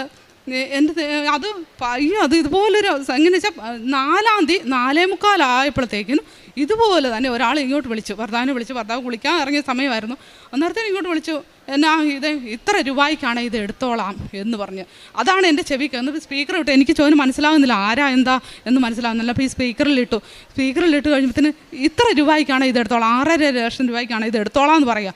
ഞാൻ അപ്പം ഭർത്താവ് പിന്നെ വില കൂട്ടാൻ തുടങ്ങി. ഞാൻ പറഞ്ഞു വേണ്ട, ഇത് വാങ്ങി കാണിച്ച് പറഞ്ഞു ഇത് മതി, ഇത് ഉറപ്പിച്ചോളാം പറഞ്ഞു. അങ്ങനെ ആ മനുഷ്യനും വലിയ സന്തോഷമായി. അയാളും പറഞ്ഞ വിലയ്ക്ക് തന്നെ ഇതാണ്. ഞാൻ എൻ്റെ മാതാവിനോട് പറഞ്ഞേക്കുന്നത് എനിക്കും മാതാവിന് മാത്രം അറിയാവുന്ന കാര്യമല്ലേ. അപ്പോൾ ഞാൻ പറഞ്ഞു ഇത് മതി നമുക്ക് എന്ന് പറഞ്ഞ് അങ്ങനെ ഉറപ്പിച്ചു. അത് 2 മാസം എന്നൊക്കെ പറഞ്ഞ് പൈസ തരാൻ 2 മാസമാകും. പിടിന്ന് 10 ദിവസത്തിനുള്ളിൽ അതിൻ്റെ ഇടപാട് മാതാവ് തീർത്ത് തന്നെന്നുള്ളതാണ് വലിയൊരു സാക്ഷ്യം. പിന്നെ ഇവന് ഈ കൊച്ചിനെ കൊണ്ടുവന്ന് ഞാൻ അന്ന് ഉടമ്പടിയാണ്. ഞാൻ മാതാവിനോട് ചോദിച്ചാൽ എന്താ ഞാൻ ചെയ്യണ്ടേ, ഞാൻ അമ്മ പറഞ്ഞാൽ മതി, എൻ്റെ മനസ്സിൽ തോന്നിച്ചാൽ മതി, ഞാൻ അതുപോലെ ചെയ്യാം എന്നൊക്കെ പറയുമായിരുന്നു. അപ്പോൾ ഈ കൊച്ചിന് 2ാമത്തെ ആൾക്കും ജർമ്മൻ പഠിച്ചുകൊണ്ടിരിക്കുകയാണ്. അതിനുമുമ്പ് ഇവന് IELTS അവനും പോയായിരുന്നു. അന്നേരം ഞങ്ങൾ ഈ തൊടുപുഴ, അത് എഴുതിയിട്ടില്ല, തൊടുപുഴയിൽ കൊണ്ടാണ് പിന്നെ വിട്ടിട്ട് ഞങ്ങൾ 2ഉം കൂടെ ഇവിടെ വന്നിരുന്നു. മാതാവിൻ്റെ അടുത്ത് വന്നിരുന്ന് പ്രാർത്ഥിച്ചു. അപ്പോൾ പ്രാർത്ഥിച്ചുകൊണ്ടിരിക്കുന്ന വഴി ഇവൻ പരീക്ഷ എഴുതാൻ എഴുതുന്നേ ഉള്ളൂ. മാതാവ് എനിക്ക് മാർക്ക് ഇവിടെ വന്നിരുന്നപ്പോൾ കാണിച്ചു തന്നു, 6.5 എന്ന് എനിക്ക് കാണിച്ചു തന്നു. ഞാൻ എന്നിട്ട് അവനോട് അവിടെ ചെന്നതേ പറഞ്ഞു, മാതാവ് എനിക്ക് കാണിച്ചു തന്ന മാർക്ക് ഇതാണ് എന്ന് പറഞ്ഞു. അതുപോലെ തന്നെ മാർക്ക് അങ്ങനെ വരികയും ചെയ്തു. അപ്പോൾ അത് എനിക്ക് ഇവിടെ വരുന്നതാണ് ഏറ്റവും വലിയ സന്തോഷം. എൻ്റെ എല്ലാ കാര്യവും നടക്കുന്ന എല്ലാത്തിനും എനിക്ക് ഇവിടെ വരുന്നതാണ് ഏറ്റവും വലിയ സന്തോഷം. അതുപോലെ മനസ്സിന് ഭാരമായിട്ട് ഞാൻ ഇവിടെ വന്നാലും ഇറങ്ങി പോകുമ്പോൾ നല്ലൊരു സന്തോഷത്തോടെയാണ് എനിക്ക് പോകാൻ കഴിഞ്ഞേക്കുന്നത്. പിന്നെ ഈ കൊച്ചിനെയും കൂടെ ഞാൻ ഒരു ഉടമ്പടി എടുപ്പിച്ചു. ഞാൻ 10ാമത് പുതുക്കിയാന്ന് ഈ കുഞ്ഞിനെ ഉടമ്പടി എടുപ്പിച്ചു. ഞാൻ എന്ന് ഭർത്താവ് വന്നില്ലായിരുന്നു, പള്ളിക്ക് കണക്കൊണ്ട് പോകേണ്ട, പുള്ളി വന്നില്ല. അപ്പം ഞങ്ങൾ വേറെ ആളും കൂടെ ഉണ്ട്, ഉടമ്പടി എടുക്കാൻ ഞാൻ കൊണ്ടുവന്ന് പുതുക്കിക്കൊണ്ടിരിക്കുന്ന ആളാണ്. അന്നേരം ആ ആളും ഞങ്ങൾ പോയി. അവിടെ ഞാൻ കട്ടപ്പന വന്നപ്പോഴത്തേക്കും ഭയങ്കരമായിട്ട് ഛർദ്ദിച്ച് എല്ലാം അങ്ങ് ഭയങ്കര ക്ഷീണമായിട്ട് വന്നു. അന്നേരത്തേനും ഭർത്താവ് ഞങ്ങൾ ഇതുപോലെ 2:30 ആകുമ്പോൾ അവിടെ നിന്ന് വീട്ടിൽ നിന്ന് പോരുമ്പോൾ അന്നേരം ഇപ്പോൾ എവിടെ ഇത്ര മണിയായപ്പോൾ വന്നു ഇതെല്ലാം ചോദിച്ചു. ഇവൻ വണ്ടി തിരിച്ചിടുന്നതേ ഉള്ളൂ. അപ്പോൾ ഞാൻ പറഞ്ഞു ഇത്ര മണിക്ക് ഞങ്ങളിവിടെ വന്നു, ഇതുപോലെ ഉടമ്പടി എടുത്ത് ടോക്കൺ കിട്ടിയത് അന്നേരം 122 എന്നെല്ലാം പറഞ്ഞ് 5:30 ആയപ്പോൾ വന്നിട്ടിതാ എന്നെല്ലാം പറഞ്ഞ് ഞാൻ അവിടേക്ക് ഇരുന്നപ്പോഴത്തേന് ഇവന് ഇങ്ങോട്ട് വണ്ടി കയറ്റിയിട്ടിട്ട് ഇങ്ങനെ വാതപ്പടിയിലേക്ക് വന്നു. ഇതന്നെ ഇവിടെ റോജാപ്പാക്കിൻ്റെ മണം, അവന് പപ്പ പാക്കിട്ടോ വായിൽ, ഇതന്നെ ഭയങ്കര മണം. അപ്പോഴത്തേന് ഇത് പറയുമ്പോഴത്തേന് എനിക്കും അതുപോലെ മണം വന്ന് റോജാപ്പാക്കിൻ്റെ മണം. എന്നിട്ട് ഇവൻ വന്ന് ഞാൻ പറഞ്ഞു ഇടാ മാതാവാടാ എന്ന് പറഞ്ഞു. അടുത്ത് ഇവന് എൻ്റെ ഇപ്പുറത്തെ സൈഡിൽ വന്നിരുന്ന് കഴിഞ്ഞപ്പോഴത്തേനും ഭയങ്കരമായിട്ട് മുല്ലപ്പൂവിൻ്റെ മണം ഇവൻ ആദ്യം വന്നു. എന്നിട്ട് ആ ഹാളിലിരുന്ന് ഭർത്താവിന് ഈ മണം വന്നില്ല. അന്നേരത്തേനും ഇത് അവിടെയെല്ലാം ഈ ഓടിപ്പോയി നോക്കുക, ഇത് എവിടുന്ന് ബില്ല് സോപ്പ് എല്ലാം ആണോ, എല്ലായിടത്തോടെയും പോയി ഭർത്താവ് ഓടി നോക്കുകയാണ്. അപ്പോഴത്തേനും ഞാൻ പറഞ്ഞു എന്നാൽ ഇങ്ങോട്ട് വാ, നമുക്ക് 2നും വരുന്നുണ്ട്, എന്നാൽ ഇവിടെ വന്നിരിക്കുക. അപ്പോൾ അതുപോലെ മണം. അതിന് കുറേ നേരം അങ്ങനെ നിന്നു. അമ്മ മാതാവ് ഞാൻ ഇവിടുന്ന് പോകുമ്പോഴെല്ലാം പ്രാർത്ഥിക്കും, അമ്മേ കൂടെ വരണേ. ഈ 10 ഉടമ്പടിക്ക് എൻ്റെ കൂടെ ഇവൻ്റെ കൂടെ മാതാവ് വന്നു, അത് വീട്ടിൽ വന്നു, അത് വലിയൊരു സന്തോഷം. ഞാൻ അച്ഛൻ്റെ കേൾക്കുകയും ചെയ്യും, ഷെയർ ചെയ്ത് കൊടുക്കാറുണ്ട്. ഡെയിലി ബ്രെഡ് ഇതെല്ലാം ഞാൻ ഷെയർ ചെയ്ത് കൊടുക്കുകയും ഞാൻ കേൾക്കുകയും എല്ലാം ചെയ്യുന്നുണ്ട്. അതുപോലെ സാക്ഷ്യമാണെങ്കിലും മറ്റുള്ളവർക്ക് എനിക്ക് ഒരുപാട് പേര് അയൽക്കാട്ടിലും ഒക്കെ കായെടുക്കാനും ഒക്കെ വരുമ്പോൾ അവരോടൊക്കെ ഞാൻ പറഞ്ഞു കൊടുക്കും. ഒത്തിരി പേരോട് ഞാൻ ഈ സാക്ഷ്യം പറഞ്ഞു. പിന്നെ മാതാവിനോട് ഞാൻ ഉടമ്പടിയിലെല്ലാം വെച്ച് ഞാൻ ഇങ്ങനെ പറഞ്ഞിട്ടാണ് പോയി, എനിക്ക് ഇവിടുത്തെ സാക്ഷ്യം പറയാൻ പറ്റും. ഇത് ഞാൻ ഒരുപാട് ഉടമ്പടിയിൽ എഴുതുകയും എല്ലാം ചെയ്തു. മാതാവേ എന്നോട് ക്ഷമിക്കണം, എനിക്ക് അറിയത്തില്ലാതെ പറ്റിപ്പോയതല്ലേ എന്ന് പറഞ്ഞാൽ അങ്ങനെ ഉടമ്പടിയിൽ എഴുതിയിടുകയും ഒക്കെ ചെയ്തിട്ടുണ്ട്. എനിക്കിവിടെ ഒന്ന് സാക്ഷ്യം പറയാൻ പറ്റണേ എന്നും പറഞ്ഞു. എനിക്ക് ഇത്രയും പറയാൻ പറ്റും, എനിക്ക് ഭയങ്കര സന്തോഷം. ഞാനൊരു പള്ളിയിൽ ഒരു ബൈബിൾ വായനയ്ക്കൊക്കെ കയറിയാൽ എന്നെ വിറച്ച് എനിക്ക് ഇത് പറയാൻ പറ്റാത്ത ഒരാളാണ്. ഇത്രയും പറഞ്ഞാൽ എൻ്റെ 1000 നന്ദി ഞാൻ പറയുവാണ്. എന്നെ സംബന്ധിച്ച് എന്നെ അറിയാവുന്നവർക്കേ അറിയത്തുള്ളൂ ഇതിൻ്റെ അവസ്ഥ. അങ്ങനെയൊക്കെ പള്ളിയിൽ പോകും. പള്ളി എനിക്ക് ഇടദിവസം അധികം പോകാൻ സാധിച്ചിട്ടില്ല, എന്നാലും കഴിവതും പോകുന്നുണ്ട്. കുമ്പസാരം ഞാൻ 3 മാസം 2 മാസമൊക്കെ കൂടുമ്പോൾ കുമ്പസാരിച്ചുകൊണ്ടിരുന്ന ഒരാളാണ്. ഇപ്പോൾ 2 ആഴ്ച കൂടെ സംസാരിക്കാൻ തുടങ്ങിയപ്പോൾ എന്തൊരു സന്തോഷമാണ്. ഞാനപ്പോൾ ഇവരെയും കൂട്ടിക്കൊണ്ടേ പോകുള്ളൂ, മുരയും കൂട്ടിക്കൊണ്ട് പോകും. ഞാൻ പറയും ഇത് വലിയൊരു സന്തോഷമാണ്. നമ്മൾ വലിയ വലിയ ഭാഗങ്ങൾ പറഞ്ഞ് അത് കഴിയുമ്പോൾ ചെറിയ ചെറിയ കാര്യങ്ങൾ നമുക്ക് മാതാവ് സാധിച്ചു തരുന്നില്ല. എന്തൊരു സന്തോഷമാണ് മനസ്സിന്. നമുക്ക് 2 ആഴ്ച കൂടുമ്പോൾ പോയി സംസാരിക്കാം. അങ്ങനെ ഞങ്ങൾ അത് ചെയ്യുന്നുണ്ട്. ആ കാര്യങ്ങൾ പത്രം കാരുണ്യപ്രവർത്തിയായിട്ട് ഞാൻ എല്ലാ അനാഥ മന്ദിരത്തിൽ പോകാറുണ്ട്. ഒരു തവണ ഞാൻ ഭക്ഷണം ഉണ്ടാക്കിക്കൊണ്ട് ആശുപത്രികളിൽ കൊടുത്തു. പിന്നെ ഞങ്ങൾ ഫുഡ് വാങ്ങിച്ചു കൊണ്ട് കൊടുത്തു. പിന്നെ ഞങ്ങൾ അനാഥ മന്ദിരത്തിൽ പോവുകയും സാധനങ്ങളൊക്കെ കൊണ്ട് കൊടുക്കുകയും ഈ കൊച്ചും പൈസ അന്ന് മുതൽ ഇവൻ മാറ്റി വെച്ചേക്കുന്ന പൈസ അന്ന് മുതൽ ഞാൻ പറഞ്ഞിട്ടുണ്ടായിരുന്നു, എന്നായാലും നിനക്കൊരു പണിയുണ്ട്, ഇത്ര രൂപ നീ മാറ്റി വെച്ചേക്കണമെങ്കിൽ തരണം എന്ന് പറയും. ഞങ്ങളും അങ്ങനെയൊക്കെ ഓരോ രോഗികൾക്ക് കൊണ്ട് കൊടുക്കുകയും അനാഥ മന്ദിരത്തിൽ പോവുകയും അരിയും പച്ചക്കറി സാധനങ്ങൾ അങ്ങനെ വേണ്ടത് എന്താണെന്ന് അറിഞ്ഞിച്ച് വന്ന് വാങ്ങിച്ചു കൊടുക്കുകയും രോഗികൾക്ക് മരുന്ന് ഇല്ലാത്തവർക്കും അങ്ങനെ ആഹാരം ഇല്ലാത്തവർക്ക് ആളുകളുണ്ട്, അവർക്കൊക്കെ എന്നെ കഴിയുന്ന പോലെ ഞാൻ ചെയ്യുന്നുണ്ട്. ഈ കൊച്ചും ഞങ്ങൾ ഒരുമിച്ച് അതുപോലെ ചെയ്യുന്നുണ്ട്. പത്രം പിന്നെ പത്രം ഞാൻ കഴിവതും ആദ്യം എനിക്ക് ഭയങ്കര ബുദ്ധിമുട്ടായിരുന്നു. വന്ന ഇടയ്ക്ക് കൊണ്ടുപോകാനെല്ലാം എനിക്ക് ഭയങ്കര ഒരു ബുദ്ധിമുട്ടായിരുന്നു. ഞാനിങ്ങനെ വെച്ചിരുന്നു. അന്നേരത്തേക്കിനും ഒരു ആൻറ്റി പറഞ്ഞു, ഞാൻ പറഞ്ഞു കുറച്ച് ഉള്ളൂ, എനിക്ക് പത്രം കൊടുക്കാൻ പറ്റിയിട്ടില്ല ഇവിടെയൊക്കെ. അന്നേരം നീ ഇങ്ങോട്ട് കൊണ്ടുപോകാൻ ഞാൻ കൊണ്ടുക്കാമെന്ന് പറഞ്ഞിട്ട് പുള്ളിക്കാരെ കൊണ്ട് കൊടുക്കുക. ആദ്യം ഞാൻ ഉടമ്പടി എടുത്ത് ഭാഗത്ത് ചെയ്ത പണി അതാണ്. പിന്നെ ഞാൻ ഒരു പത്രം ആർക്കും കൊടുത്തിട്ടില്ല. ഞാൻ തന്നെ ഓരോ വീടുകളിലും എല്ലായിടത്തും കമ്പത്തും തമിഴ് പത്രം മേടിച്ച് കമ്പത്ത് കൊണ്ട് ഓരോ വീടുകളിൽ കൊടുക്കും. എവിടെയെല്ലാം നമ്മൾ പോകുന്നത്, നമ്മൾ ഇത്രയും ദൂരം ഇങ്ങനെ വണ്ടി ഓടിച്ച് ഡെയിലി പോകുന്നതാണ് സ്ഥലത്തൊക്കെ. അന്നേരം അവിടെയൊക്കെ കാണുന്ന പല വഴിയിലും പോയി എല്ലാ ആളുകൾക്കും കൊടുക്കാറുണ്ട്. കാര്യങ്ങൾ പറയാനുണ്ട്. എൻ്റെ അടുത്തുള്ള ആളുകളോടെല്ലാം ഞാൻ അയൽവക്കക്കാരോടൊക്കെ പത്രം കൊടുക്കുമ്പോൾ ചിലർ പ്രായമായവർ വാങ്ങിക്കത്തില്ല. അവർ പറഞ്ഞു എനിക്ക് കണ്ണും കാണത്തില്ല, അങ്ങനെ ഇങ്ങനെയാണ്. ഞാൻ പറഞ്ഞു എനിക്ക് ഇന്ന രോഗങ്ങളൊക്കെ ഉള്ളത് എനിക്കറിയാവുന്ന ആളാണ്. അപ്പോൾ ഞാൻ പറഞ്ഞു ഇന്നതുപോലെ ചെയ്യാം, മാതാവിൻ്റെ പത്രം മേടിച്ച് നിങ്ങളിത് പ്രാർത്ഥിക്കുക. എത്ര പേരെയാണ് മാതാവ് ഇതുപോലെ അനുഗ്രഹിച്ചേക്കുന്നത്, നിങ്ങളിങ്ങനെ പറഞ്ഞ് പ്രാർത്ഥിക്കാൻ പഠിപ്പിച്ചു. അവരിപ്പോൾ എന്നെ കഴിഞ്ഞും നല്ലതായിട്ട് പ്രാർത്ഥിക്കുകയും മാതാവിനെ അതുപോലെ വിശ്വസിച്ച് ഓരോ കാര്യങ്ങൾ ചെയ്യുന്നു. പിന്നെ നേർച്ച സാധനങ്ങളെല്ലാം എന്നോട് ചോദിക്കാറുണ്ട്. പിന്നെ തൈലമൊക്കെ ചോദിച്ച ആളുകൾ ഇങ്ങോട്ട് വരുക. ഞാൻ അയൽവക്കത്തുള്ളവരോട് അത്രയധികം പറഞ്ഞു കൊടുത്തിട്ടില്ല. കാരണം ഇവർ വായിക്കുന്നെന്ന് നമുക്കൊരു ഉറപ്പ് വരുത്തണ്ടേ. പത്രം വായിച്ച് കഴിയുമ്പോൾ എന്താ വേണ്ടതെന്ന് സാക്ഷ്യത്തിൽ ആളുകൾക്ക് അറിയില്ല. അന്നേരം ഓടി വരും എൻ്റെ അടുത്ത്, ഇതുകൂട്ട് വേണം, നേർച്ച തൈലം തരാവോ, ഉപ്പ് തരാവോ, കശുരവും കൊണ്ട് തരാവോ, ഇങ്ങനെ എല്ലാ സാധനവും ഞാൻ കൊണ്ട് കൊടുക്കുന്നുണ്ട്. എല്ലാത്തിനും 1000 നന്ദി ഈശോയ്ക്കും മാതാവിനും പറയുന്നു. പിന്നെ ഞാൻ ഇതിൽ എഴുതാതെ ഒരു കാര്യം കൂടെ ഉണ്ട്. ഇങ്ങനെ എനിക്ക് കുറേ പാവയ്ക്ക ഉണ്ടായി കഴിഞ്ഞപ്പോൾ ആദ്യത്തെ എല്ലാം കൂടെ ഞാൻ അരിഞ്ഞ് കൊണ്ട് ഉണക്കാനിട്ട സമയത്ത് ഞാൻ മാതാവിനോട് പോയി ഇങ്ങനെ പറയും. എൻ്റെ മനസ്സിൽ ഒന്നും തോന്നില്ല. അമ്മ ഇത് അച്ഛൻ പറഞ്ഞ പോലെ ഡെലിവറിക്ക് ചൂട് ചോറും അച്ചിങ്ങാപ്പയറും വേണമെന്ന് പറഞ്ഞ പോലെ ഞാനിങ്ങനെ മാതാവിനോട് പറഞ്ഞു, മാതാവേ എൻ്റെ UK കൊച്ചിനെ ഇത് 2 കഷ്ണം കിട്ടുമായിരുന്നേ, അത് വർദ്ധിച്ചിട്ട് കഞ്ഞി കുടിക്കാനെ എന്ന് പറഞ്ഞു. എൻ്റെ അമ്മയെ 3-ാം പൊക്കം ഞാനിത് ഉണങ്ങി കൊണ്ടുവന്ന് വെച്ചു. 3-ാം പൊക്കം ഇതേ ഒരു വിളി വന്നേക്കുന്നു. അച്ഛൻ്റെ ഒരു കൂട്ടുകാരൻ ഈ പാട്ടക്കാർ സുഹൃത്തെ കോട്ടയത്ത് തമ്മിൽ താമസിക്കുന്നത്, ഞാൻ ഈ പാട്ടക്കാരുടെ അടുത്തേക്ക് വന്നേക്കാം, 2 കിലോ സാധനം എൻ്റെ ഒരു പെങ്ങൾ പോകുന്നുണ്ട് UK. അപ്പോൾ 2 കിലോ സാധനം വേണേ കൊടുത്തു വിടാമെന്ന് പറഞ്ഞു. ഞാനും എൻ്റെ അമ്മ ഇതിൽ പരം സന്തോഷം എന്നായിരിക്കുന്നു. തുള്ളി ചാടി ഞാൻ ഈ പാവയ്ക്കായും അതും ഇതെല്ലാം സാധനം 2 കിലോ അടുത്ത സാധനം ഇതിന് അവിടെ എത്തിക്കാൻ സാധിച്ചു. അപ്പോൾ ഇവൻ പറഞ്ഞു, അമ്മയെ 2 മണിക്കൂർ യാത്ര ചെയ്യണം ഈ പാവയ്ക്ക എനിക്ക് മേടിക്കണമെങ്കിൽ, അത്രയും ദൂരം വണ്ടി മേടിച്ച് പോകുന്നപ്പോൾ പാവയ്ക്ക തിന്നായിരുന്ന പോരെ എന്ന് ചോദിച്ചു. അപ്പോൾ ഞാൻ അപ്പോഴത്തേനും അവരോട് ഇത് പറഞ്ഞപ്പോഴത്തേനും അവർ പറഞ്ഞു, ഞാൻ ഇവൻ്റെ ഈ കൊച്ച് നിൽക്കുന്നതിൻ്റെ അടുത്ത് 1/2 മണിക്കൂർ അടുത്താണ് മലയാളം കുർബാന പള്ളി ഉള്ളത്. അന്നേരം അവർ ഞായറാഴ്ച അവിടെ വരുന്നുണ്ട്, അവിടെ വന്ന് ഇത് വാങ്ങിച്ചു ഇവിടെ കൊണ്ട് കൊടുത്തോളാം എന്ന് പറഞ്ഞു. അങ്ങനെ എൻ്റെ മാതാവ് അതും എനിക്ക് സാധിച്ചു തന്നു. എന്തെല്ലാം ഞാൻ ഇതിലും ഒരുപാടുണ്ട് പറയാൻ, എഴുതാത്തതൊക്കെ ഒരുപാട് അനുഗ്രഹം എൻ്റെ മാതാവ് തന്നിട്ടുണ്ട്. എല്ലാത്തിനും 1000 നന്ദി അമ്മ മാതാവിനോട് പറയുകയാണ്. എന്നും എൻ്റെ മരണം വരെ ഞങ്ങൾ ഈ പിള്ളേരോട് പറയുന്നതാ, എനിക്ക് ഇവിടെ വരാൻ പറ്റണം, എൻ്റെ മാതാവിൻ്റെ അടുത്ത് എനിക്കിതുപോലെ നിൽക്കണം. ഞാൻ ഭയങ്കര ചീത്തയൊക്കെ പറയുന്ന ആളാണ്. അച്ഛൻ വന്നത് എനിക്കറിയത്തില്ല, അങ്ങനെയൊക്കെ പറയുന്ന ആൾ. അതൊക്കെ എങ്ങനെയോ പോയി എൻ്റെ വരുന്നത്, ഉടമ്പടി എടുത്ത പാടെ പോയി. പിന്നെ ഈ മുറുക്കും ഈ പണിക്കെല്ലാം പോകുന്നതുകൊണ്ട് ഇവരുടെ ഒക്കെ കൂടി മുറുക്ക്. എൻ്റെ മമ്മിയും എൻ്റെ 2 കുഞ്ഞുങ്ങളുമാണ്. ആദ്യം തന്നെ ഈശോയ്ക്കും അമ്മ മാതാവിനും കൂടി നന്ദി പറയുന്നു, എന്നെ ഈ തിരുവൽത്താരയിൽ കയറി നിർത്തി സാക്ഷ്യം പറയാൻ സാധിച്ചതിന്. ഞാൻ ആദ്യമായിട്ട് ഉടമ്പടി എടുത്തത് 2019 ഡിസംബർ 21 ആണ്. പക്ഷേ കോവിഡിൻ്റെ ആ ഒരു കാലഘട്ടത്തിൽ ഞാൻ ഉടമ്പടിയിൽ നിന്നെല്ലാം മാറിപ്പോയെങ്കിലും ഞാൻ വീണ്ടും അത് പുതുക്കി 2022 മെയ് 8 വീണ്ടും റിന്യൂ ചെയ്തപ്പോൾ തൊട്ട് ഞാൻ ആത്മീയമായിട്ടുള്ള ആ ഒരു വിശദീകരണവും ജീവിത നവീകരണവും എനിക്കുണ്ടായി. ഞാനൊരു BSc നേഴ്സാണ്. ഞാൻ 2019 മുതൽ OET ട്രൈ ചെയ്യുന്നുണ്ടായിരുന്നു. ഞാനൊരു 5th ടൈം ആദ്യം അറ്റൻഡ് ചെയ്തു. എനിക്ക് റീഡിങ് ഭയങ്കര ടഫായിരുന്നു. അത് ഞാൻ എത്ര എഴുതിയാലും എനിക്ക് 340 വന്ന് നിൽക്കും, അതിനപ്പുറത്തേക്ക് എനിക്ക് കിട്ടുന്നുണ്ടായിരുന്നില്ല.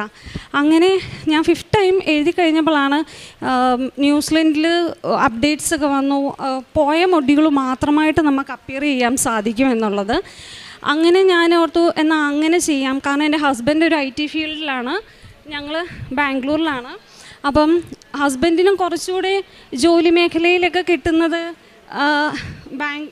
ന്യൂസിലൻഡ്, ഓസ്ട്രേലിയ ആയത് കാരണം ആ രീതിയിലേക്ക് ഞങ്ങൾ മൂവ് ചെയ്യാമെന്ന് വിചാരിച്ചു. ഞാനിപ്പോൾ പോയ മൊഡ്യൂൾ മാത്രം എഴുതാനായിട്ട് ഞാൻ പ്രിപ്പയർ ചെയ്തു. അങ്ങനെ ഞാൻ റീഡിങ്ങിന് വേണ്ടി പ്രിപ്പയർ ചെയ്തെങ്കിലും ആ ടൈമിൽ എനിക്ക് റീഡിങ് മാത്രമേ ഉണ്ടായിരുന്നുള്ളൂ. എന്നിട്ടും എനിക്ക് ആ ഒരു മൊഡ്യൂള് കിട്ടിയില്ല. അന്നേരം എൻ്റെ ഈ വലിയ മോന് 5.5 വയസ്സായിട്ടുണ്ടായിരുന്നു. അന്നേരം ഞാൻ ഓർത്തു ഇനിയും ദൈവനിശ്ചയം അടുത്ത ഒരു കുഞ്ഞെന്നുള്ളതാണെങ്കിൽ അങ്ങനെ തന്നെ പോകാം, ദൈവത്തിൻ്റെ ഇഷ്ടമായിക്കോട്ടെ എന്നുള്ള രീതിയിൽ എക്സാംസ് എല്ലാം ഞാൻ സ്റ്റോപ്പ് ചെയ്തിട്ട് അടുത്തൊരു കുഞ്ഞിന് വേണ്ടി ഞങ്ങൾ ട്രൈ ചെയ്തു. ഒരു 6-7 മാസം ഞങ്ങൾ അങ്ങനെ നോക്കിയെങ്കിലും എനിക്ക് കുഞ്ഞിനെ കിട്ടിയിട്ടില്ല. എനിക്ക് ഹൈപ്പോതൈറോയിഡിസം ഉണ്ട്. ലാസ്റ്റ് 10 ഇയറായിട്ട് ഞാൻ മെഡിസിൻ എടുത്തിട്ടിരിക്കുകയാണ്. അങ്ങനെ ലാസ്റ്റ് ഞങ്ങളൊരു ഡോക്ടറിനെ കൺസൾട്ട് ചെയ്ത് അവിടെ ബാംഗ്ലൂർ തന്നെ. അപ്പോൾ ഡോക്ടർ പറഞ്ഞു PCOD ഇഷ്യൂ ഉണ്ട്, അതുകൊണ്ട് മെഡിസിൻസ് സ്റ്റാർട്ട് ചെയ്യാമെന്ന്. 1 മന്തിലേക്കുള്ള മെഡിസിൻ ഡോക്ടർ തന്നു. മെഡിസിൻ എടുത്തിട്ട് നോക്കിയിട്ടും കുഞ്ഞായിട്ടില്ല. അപ്പം ഞങ്ങൾ ഓർത്തു ഇനിയും മെഡിസിൻ എടുത്തിട്ടും ആവുന്നില്ല, അപ്പോൾ എന്നാൽ ഒന്നും കൂടെ എക്സാം ട്രൈ ചെയ്യാമെന്ന് വിചാരിച്ചു. ആ തവണ ഞാൻ എക്സാമിന് പോയത് അങ്ങനെ അത്ര പ്രിപ്പയർഡ് അല്ലായിരുന്നു. നേരത്തേൻ്റെയൊക്കെ ഓർമ്മ വെച്ചിട്ട് ഞാൻ പോയി എക്സാം എഴുതി ഞാൻ നമ്മുടെ നേർച്ച വസ്തുക്കളെല്ലാം ഉപയോഗിച്ചിരുന്നു. വിശുദ്ധ തൈലം കൊണ്ട് കുരിശ് വരച്ച് കയറി. നമ്മുടെ വിശുദ്ധ ഉപ്പാണെങ്കിൽ ഞാൻ എക്സാമിന് കയറുന്നതിന് മുന്നേ എൻ്റെ എക്സാം ഹോളിന് പുറത്തും എക്സാം ടേബിളിലും എല്ലാം ഞാൻ സ്പ്രെഡ് ചെയ്തിട്ടാണ് ആ ഉപ്പ് കുറച്ച് കഴിക്കുകയൊക്കെ ചെയ്തിട്ടാണ് ഞാൻ കയറിയത്. അപ്പോൾ OET റീഡിങ്ങിനെ കുറിച്ച് പ്രിപ്പയർ ചെയ്യുന്നവർക്ക് അറിയാം, നമ്മൾക്ക് OETയുടെ എ പാർട്ട് നമ്മൾക്ക് 20 ആൻസേഴ്സ് വിത്തിൻ 15 മിനിറ്റ്സിനുള്ളിൽ നമ്മൾ കംപ്ലീറ്റ് ചെയ്യണം. ഇതിന് മുന്നേയൊക്കെ ഞാൻ ഭയങ്കരമായിട്ട് പ്രിപ്പയർ ചെയ്തിട്ട് പോയ ടൈമിൽ പോലും എനിക്കത് സാധിച്ചിട്ടില്ല. പക്ഷേ ഈ ടൈമിൽ ഞാൻ വിത്തിൻ 11 മിനിറ്റ്സിനുള്ളിൽ എൻ്റെ കംപ്ലീറ്റ് ചെയ്തു. ക്വസ്റ്റ്യൻ വായിച്ച് പാസേജിലേക്ക് നോക്കുമ്പോഴത്തേന് ആൻസേഴ്സ് എല്ലാം എനിക്കിങ്ങനെ ഹൈലൈറ്റ് ചെയ്ത് നിൽക്കുന്ന പോലെ തോന്നുന്നത്. അങ്ങനെ ഞാൻ ക്ലോക്കിലേക്ക് നോക്കിയപ്പോൾ ഞാൻ വെച്ച് ഈ ക്ലോക്ക് തെറ്റായിരിക്കും, അല്ലാണ്ട് എന്നെക്കൊണ്ട് സാധിക്കില്ല ഇങ്ങനെ വിത്തിൻ 11 മിനിറ്റ്സിനുള്ളിൽ ഇത് കംപ്ലീറ്റ് ചെയ്യാനായിട്ട്. കാരണം അതിനും കുറേ വർഷങ്ങളായിട്ട് ഞാനത് ട്രൈ ചെയ്തുകൊണ്ടിരിക്കുകയാണല്ലോ. ലാസ്റ്റ് ഞാൻ ബാക്കി ടൈം വെച്ചിട്ട് ഒന്നും കൂടെ ക്വസ്റ്റ്യൻസ് എല്ലാം നോക്കിയപ്പം എൻ്റെ അതെല്ലാം കറക്റ്റാണ്. അപ്പോൾ എനിക്ക് 100% ഷുവറാണ് ആ 20 മാർക്സ് എനിക്ക് അവിടെ കിട്ടുമെന്നുള്ളത്. പക്ഷേ B പാർട്ടും C പാർട്ടും എനിക്ക് കുറച്ച് ടഫായിരുന്നു. C പാർട്ട് എനിക്ക് ഭയങ്കര ടഫായിരുന്നു. ഞാൻ വെറുതെ കറക്കി കുത്തി ടൈം തീരാൻ പോയപ്പോഴത്തേനും വെറുതെ ഇങ്ങനെ ABCD ഇങ്ങനെ മാർക്ക് ചെയ്ത് അങ്ങനെ പോയി. റിസൾട്ട് വന്നപ്പോൾ അത്ഭുതകരമായിട്ട് എനിക്ക് കിട്ടേണ്ട സ്കോറിനേക്കാട്ടിൽ കൂടുതൽ കിട്ടി. ഞാൻ റീഡിങ് പാസ്സായി. അങ്ങനെ പിന്നെ ഞങ്ങൾ ന്യൂസിലൻഡിൻ്റെ പേപ്പർ വർക്ക് സ്റ്റാർട്ട് ചെയ്യാം എന്നുള്ള രീതിയിൽ മൂവ് ചെയ്തു. അപ്പം ഞാൻ ഓർത്തു ദൈവം ഉദ്ദേശിക്കുന്ന ഇനിയും ജോലി കിട്ടിയിട്ട് കുഞ്ഞെന്നുള്ള രീതിയിലാണ്, കാരണം എക്സാം ക്ലിയർ ആയല്ലോ, അങ്ങനെ ഒരു രീതിയിലേക്ക് പോയി. പക്ഷേ ഞാൻ പേപ്പർ വർക്ക് സ്റ്റാർട്ട് ചെയ്യാൻ തുടങ്ങി. ഏജൻസിക്കാരെ എല്ലാം വിളിച്ചപ്പോഴാണ് ഞാൻ അറിയുന്നത് എൻ്റെ നഴ്സിംഗ് രജിസ്ട്രേഷൻ സർട്ടിഫിക്കറ്റ് എക്സ്പയർ ആയിട്ടിരിക്കുകയാണ്. ആക്റ്റീവായിട്ടുള്ളൊരു രജിസ്ട്രേഷൻ സർട്ടിഫിക്കറ്റ് ഇല്ല, നമുക്ക് പ്രോസസ്സിങ് സ്റ്റാർട്ട് ചെയ്യാൻ പറ്റില്ല എന്ന് കൺസൾട്ടൻസിക്കാർ പറഞ്ഞു. അങ്ങനെ ഞാൻ ബാംഗ്ലൂരിലായത് കാരണം അവിടെയാണ് പഠിച്ചത്. ഞാൻ കർണാടക നഴ്സിംഗ് കൗൺസിൽ എൻ്റെ രജിസ്ട്രേഷൻ സർട്ടിഫിക്കറ്റ് റിന്യൂ ചെയ്യാൻ പോയി. അവിടെ ചെന്ന് കഴിഞ്ഞപ്പോൾ കുറേ ഇഷ്യൂസ്, അവർ സർട്ടിഫിക്കറ്റ് 4-5 മാസമായിട്ട് ആർക്കും കൊടുക്കുന്നുണ്ടായിരുന്നില്ല. ഞാൻ അതിൻ്റെ പുറകെ കുറേ നടന്നു. 4 to 5 months എൻ്റെ വേസ്റ്റ് ആയിപ്പോയി. കുറേ കൺസൾട്ടൻസിക്കാർ എൻ്റെ അടുത്ത് പറഞ്ഞു ഇയാൾക്ക് പോകാനേ പറ്റില്ല എന്ന്. അപ്പോൾ എനിക്ക് ഭയങ്കര ഡിപ്രഷനായിപ്പോയി. ഈ ഒരു OET ക്ലിയർ ആവാൻ ഞാൻ 4-5 വർഷം കൊണ്ടാണ് അതൊന്ന് ക്ലിയർ ആയി എടുത്തത്. എന്നിട്ട് അത്രയും എത്തിയിട്ട് എനിക്ക് വീണ്ടും തടസ്സമാണല്ലോ ദൈവമേ എന്ന് അപ്പം ഞാൻ ഉദ്ദേശിച്ചു. അന്നേരമാണ് ഞാൻ ഓർക്കുന്നത് എൻ്റെ കേരളയുടെ നഴ്സിംഗ് കൗൺസിലിൻ്റെ രജിസ്ട്രേഷൻ സർട്ടിഫിക്കറ്റ് എൻ്റെ കയ്യിലുണ്ട്. അത് എക്സ്പയർ ആണ്, പക്ഷേ അത് റിന്യൂ ചെയ്യാൻ കൊടുത്താൽ വിത്തിൻ 1 monthിനുള്ളിൽ നമുക്ക് കിട്ടും.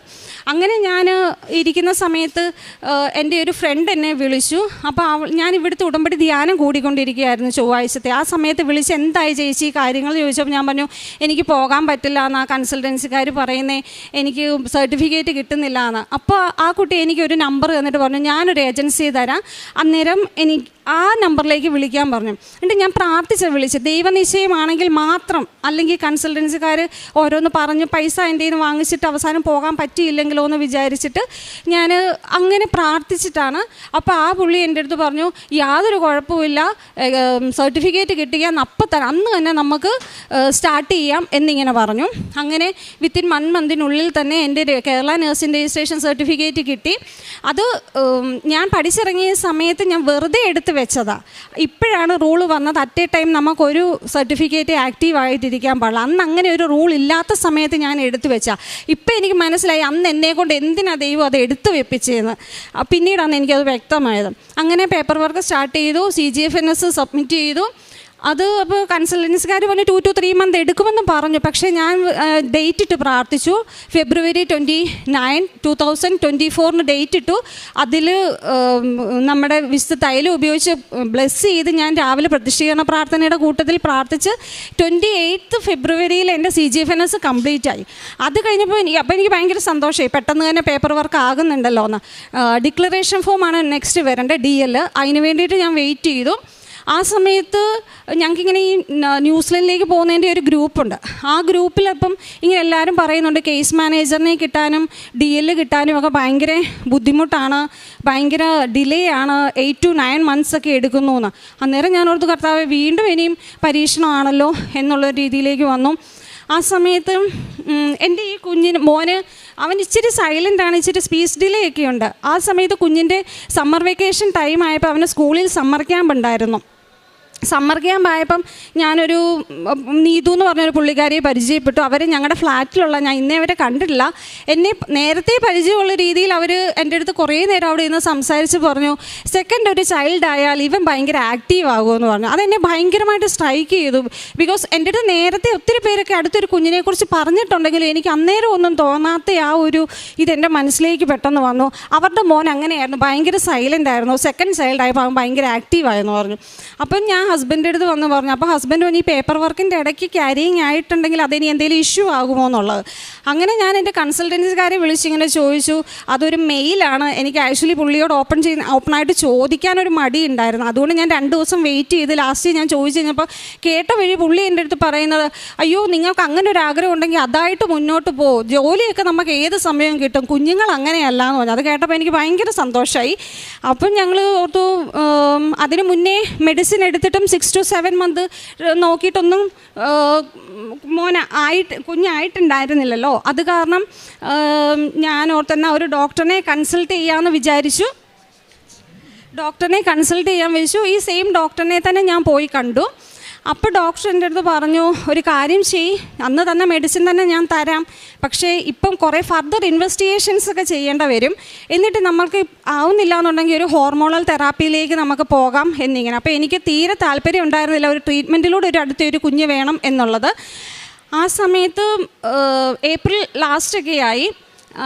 ഡോക്ടർ തന്ന മെഡിസിൻ ഞാൻ പകുതി ദിവസം പോലും കഴിച്ചിട്ടില്ല. പക്ഷേ ഞാൻ മാതാവിനോട് പറഞ്ഞു എനിക്ക് അടുത്ത മാസം മെയ് മാസമാണ് മാതാവിൻ്റെ മാസമാണ്, എനിക്കൊരു കുഞ്ഞിനെ അമ്മ ഈശോയോട് ചോദിച്ച് തന്നേ പറ്റത്തുള്ളൂ. കാരണം ഞാൻ ക്യാരിയിങ് ഞാൻ ലേറ്റ് ആവും തോറും എൻ്റെ പേപ്പർ വർക്ക് അടുത്തുകൊണ്ടിരിക്കും, പിന്നീട് ഞാൻ റിഗ്രറ്റ് ചെയ്യാൻ പാടില്ല. എൻ്റെ കുഞ്ഞ് ക്യാരിയിങ് ആയത് കാരണം എനിക്ക് പോകാൻ പറ്റുന്നില്ലല്ലോ എന്നൊരു വിഷമം എനിക്ക് ഉണ്ടാകരുത്. അത് കാരണം ഞാൻ അമ്മയോട് പറഞ്ഞു എനിക്ക് ഈ മാസം തന്നെ ഒരു കുഞ്ഞിനെ തരണമെന്ന് പറഞ്ഞ് ഞാൻ രാവിലെ എഴുന്നേറ്റ് പ്രാർത്ഥിച്ച്. അപ്പം ഞാനൊരു ദമ്പതികളുടെ സാക്ഷ്യം കേട്ടിട്ടുണ്ടായിരുന്നു. അവർ വിശുദ്ധ തൈലം വരട്ടി കുരിശ് വരച്ച് കൊന്ത വെച്ച് പ്രാർത്ഥിച്ച് അവർക്കൊരു കുഞ്ഞിനെ ഈശോ കൊടുത്തെന്ന്. ഞാൻ വെളുപ്പിനെ 3 മണിക്ക് എഴുന്നേറ്റ് സന്തോഷത്തിൻ്റെ ദിവ്യരഹസ്യങ്ങൾ വയറത്ത് കുരിശും വരച്ചിട്ട് നമ്മുടെ കൃപാസനത്തിലെ കൊന്ത എൻ്റെ കയ്യിലുണ്ട്, അതെനിക്ക് ഭയങ്കര ഒരു ശക്തി, അത് വെച്ച് ഞാൻ പ്രാർത്ഥിച്ചു. അത്ഭുതം എന്ന് പറയട്ടെ, ആ മാസം 31st ഞാൻ എന്നിട്ട് 13th ഞാൻ ഡെയിലിയുള്ള കുർബാനയ്ക്ക് പോയപ്പോൾ ഞാൻ മാതാവിനോട് പറഞ്ഞു ഞാൻ നാളെ വിശുദ്ധ കുർബാനയ്ക്ക് വരുന്നത് ഈശോയ്ക്കും അമ്മയ്ക്കും താങ്ക്സ് പറയാനായിരിക്കും എന്ന് പറഞ്ഞു. അങ്ങനെ 31ാം തീയതി രാവിലെ ഞാൻ എഴുന്നേറ്റ് 3 മണിയുടെ പ്രെയർ കഴിഞ്ഞു, 5:30 പ്രതിഷ്ഠീകരണ പ്രാർത്ഥന പ്രാർത്ഥിച്ച് ഞാൻ ചെക്ക് ചെയ്ത് നോക്കിയപ്പോൾ ഞാൻ പോസിറ്റീവാണ്.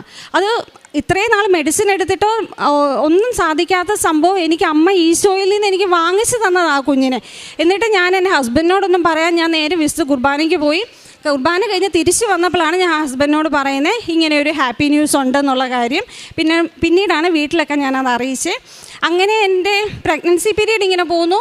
പേപ്പർ വർക്ക് ഒരു സൈഡിൽ കൂടെ പോന്നു. ഞാൻ പേപ്പർ വർക്കിനെ കുറിച്ച് അത്ര ടെൻസ്ഡ് അല്ല, കാരണം എൻ്റെ ഡെലിവറി ഡേറ്റ് വരുന്നത് January 26, 2025 എനിക്ക് ആ ഒരു സമയത്തേന് എൻ്റെ പേപ്പർ വർക്കൊക്കെ ആയാൽ മതി എന്നുള്ള രീതിയിൽ പോയി. അങ്ങനെ ഒക്ടോബർ ഒരു ലാസ്റ്റ് ആയപ്പോഴത്തേന് കൺസൾട്ടൻസിക്കാർ വിളിച്ചിട്ട് പറഞ്ഞു ഡിക്ലറേഷൻ ഫോം റെഡി ആയിട്ടുണ്ട്, ഇനി IQN എന്ന് പറഞ്ഞൊരു എക്സാം വേണം എഴുതാനായിട്ട്. അതിന് ഞാൻ പെട്ടെന്ന് 1 മന്ത് പ്രിപ്പറേഷനിലിരുന്ന് ഫുൾ ക്യാരിങ് ഞാൻ ആ സമയത്തേക്ക് എനിക്ക് കുറച്ച് നടുവേനയും ബുദ്ധിമുട്ടുണ്ടായിരുന്നു.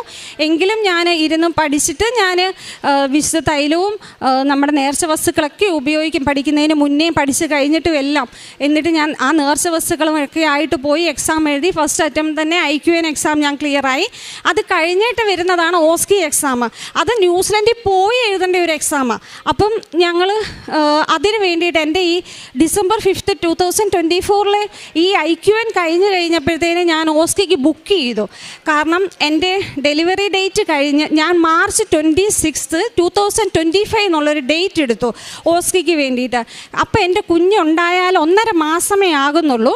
ഞാൻ അങ്ങനെ ഒരു ഡേറ്റ് എടുക്കാൻ കാരണം March 30 എൻ്റെ വലിയ മോൻ്റെ സ്കൂൾ അടയ്ക്കും. അപ്പം മദറിൻലോ വേണം കുഞ്ഞിനെ നോക്കാൻ നാട്ടിൽ നിന്ന് വരാൻ. അപ്പം മമ്മിക്ക് 2 കുഞ്ഞുങ്ങളെയും കൂടെ ഹാൻഡിൽ ചെയ്യാൻ ബുദ്ധിമുട്ടാണ്. അപ്പോൾ കുഞ്ഞിന് സ്കൂൾ അടയ്ക്കുന്നതിന് മുന്നേ പോയി എക്സാം എഴുതിയിട്ട് വരാൻ വേണ്ടിയിട്ട് ഞാൻ ജസ്റ്റ് ഒരു 10 ഡേയ്സിന് വേണ്ടിയിട്ട് ന്യൂസിലൻഡിൽ പോകാനുള്ള പ്രിപ്പറേഷൻ എല്ലാം ചെയ്തു. എനിക്ക് പഠിക്കാൻ ഒട്ടും സമയം ഉണ്ടായിരുന്നില്ല കുഞ്ഞിനെയും കൂടെ വെച്ച്. മമ്മി എൻ്റെ എക്സാമിന് ഒരു 3 വീക്സ് മുന്നേ വന്നു. ആ ടൈമിലാണ് ഞാൻ ഇരുന്ന് നോട്ട്സ് എഴുതുന്നതും പ്രിപ്പയർ ചെയ്യുന്നത്. കാരണം എൻ്റെ കൂടെ എക്സാമിന് വരുന്നവരെല്ലാവരും മാസങ്ങളോളം പ്രിപ്പയർ ചെയ്ത് പോയി എഴുതുന്ന ഒരു എക്സാം ഫീ തന്നെ നമുക്ക് 1.75 lakhs ആണ്.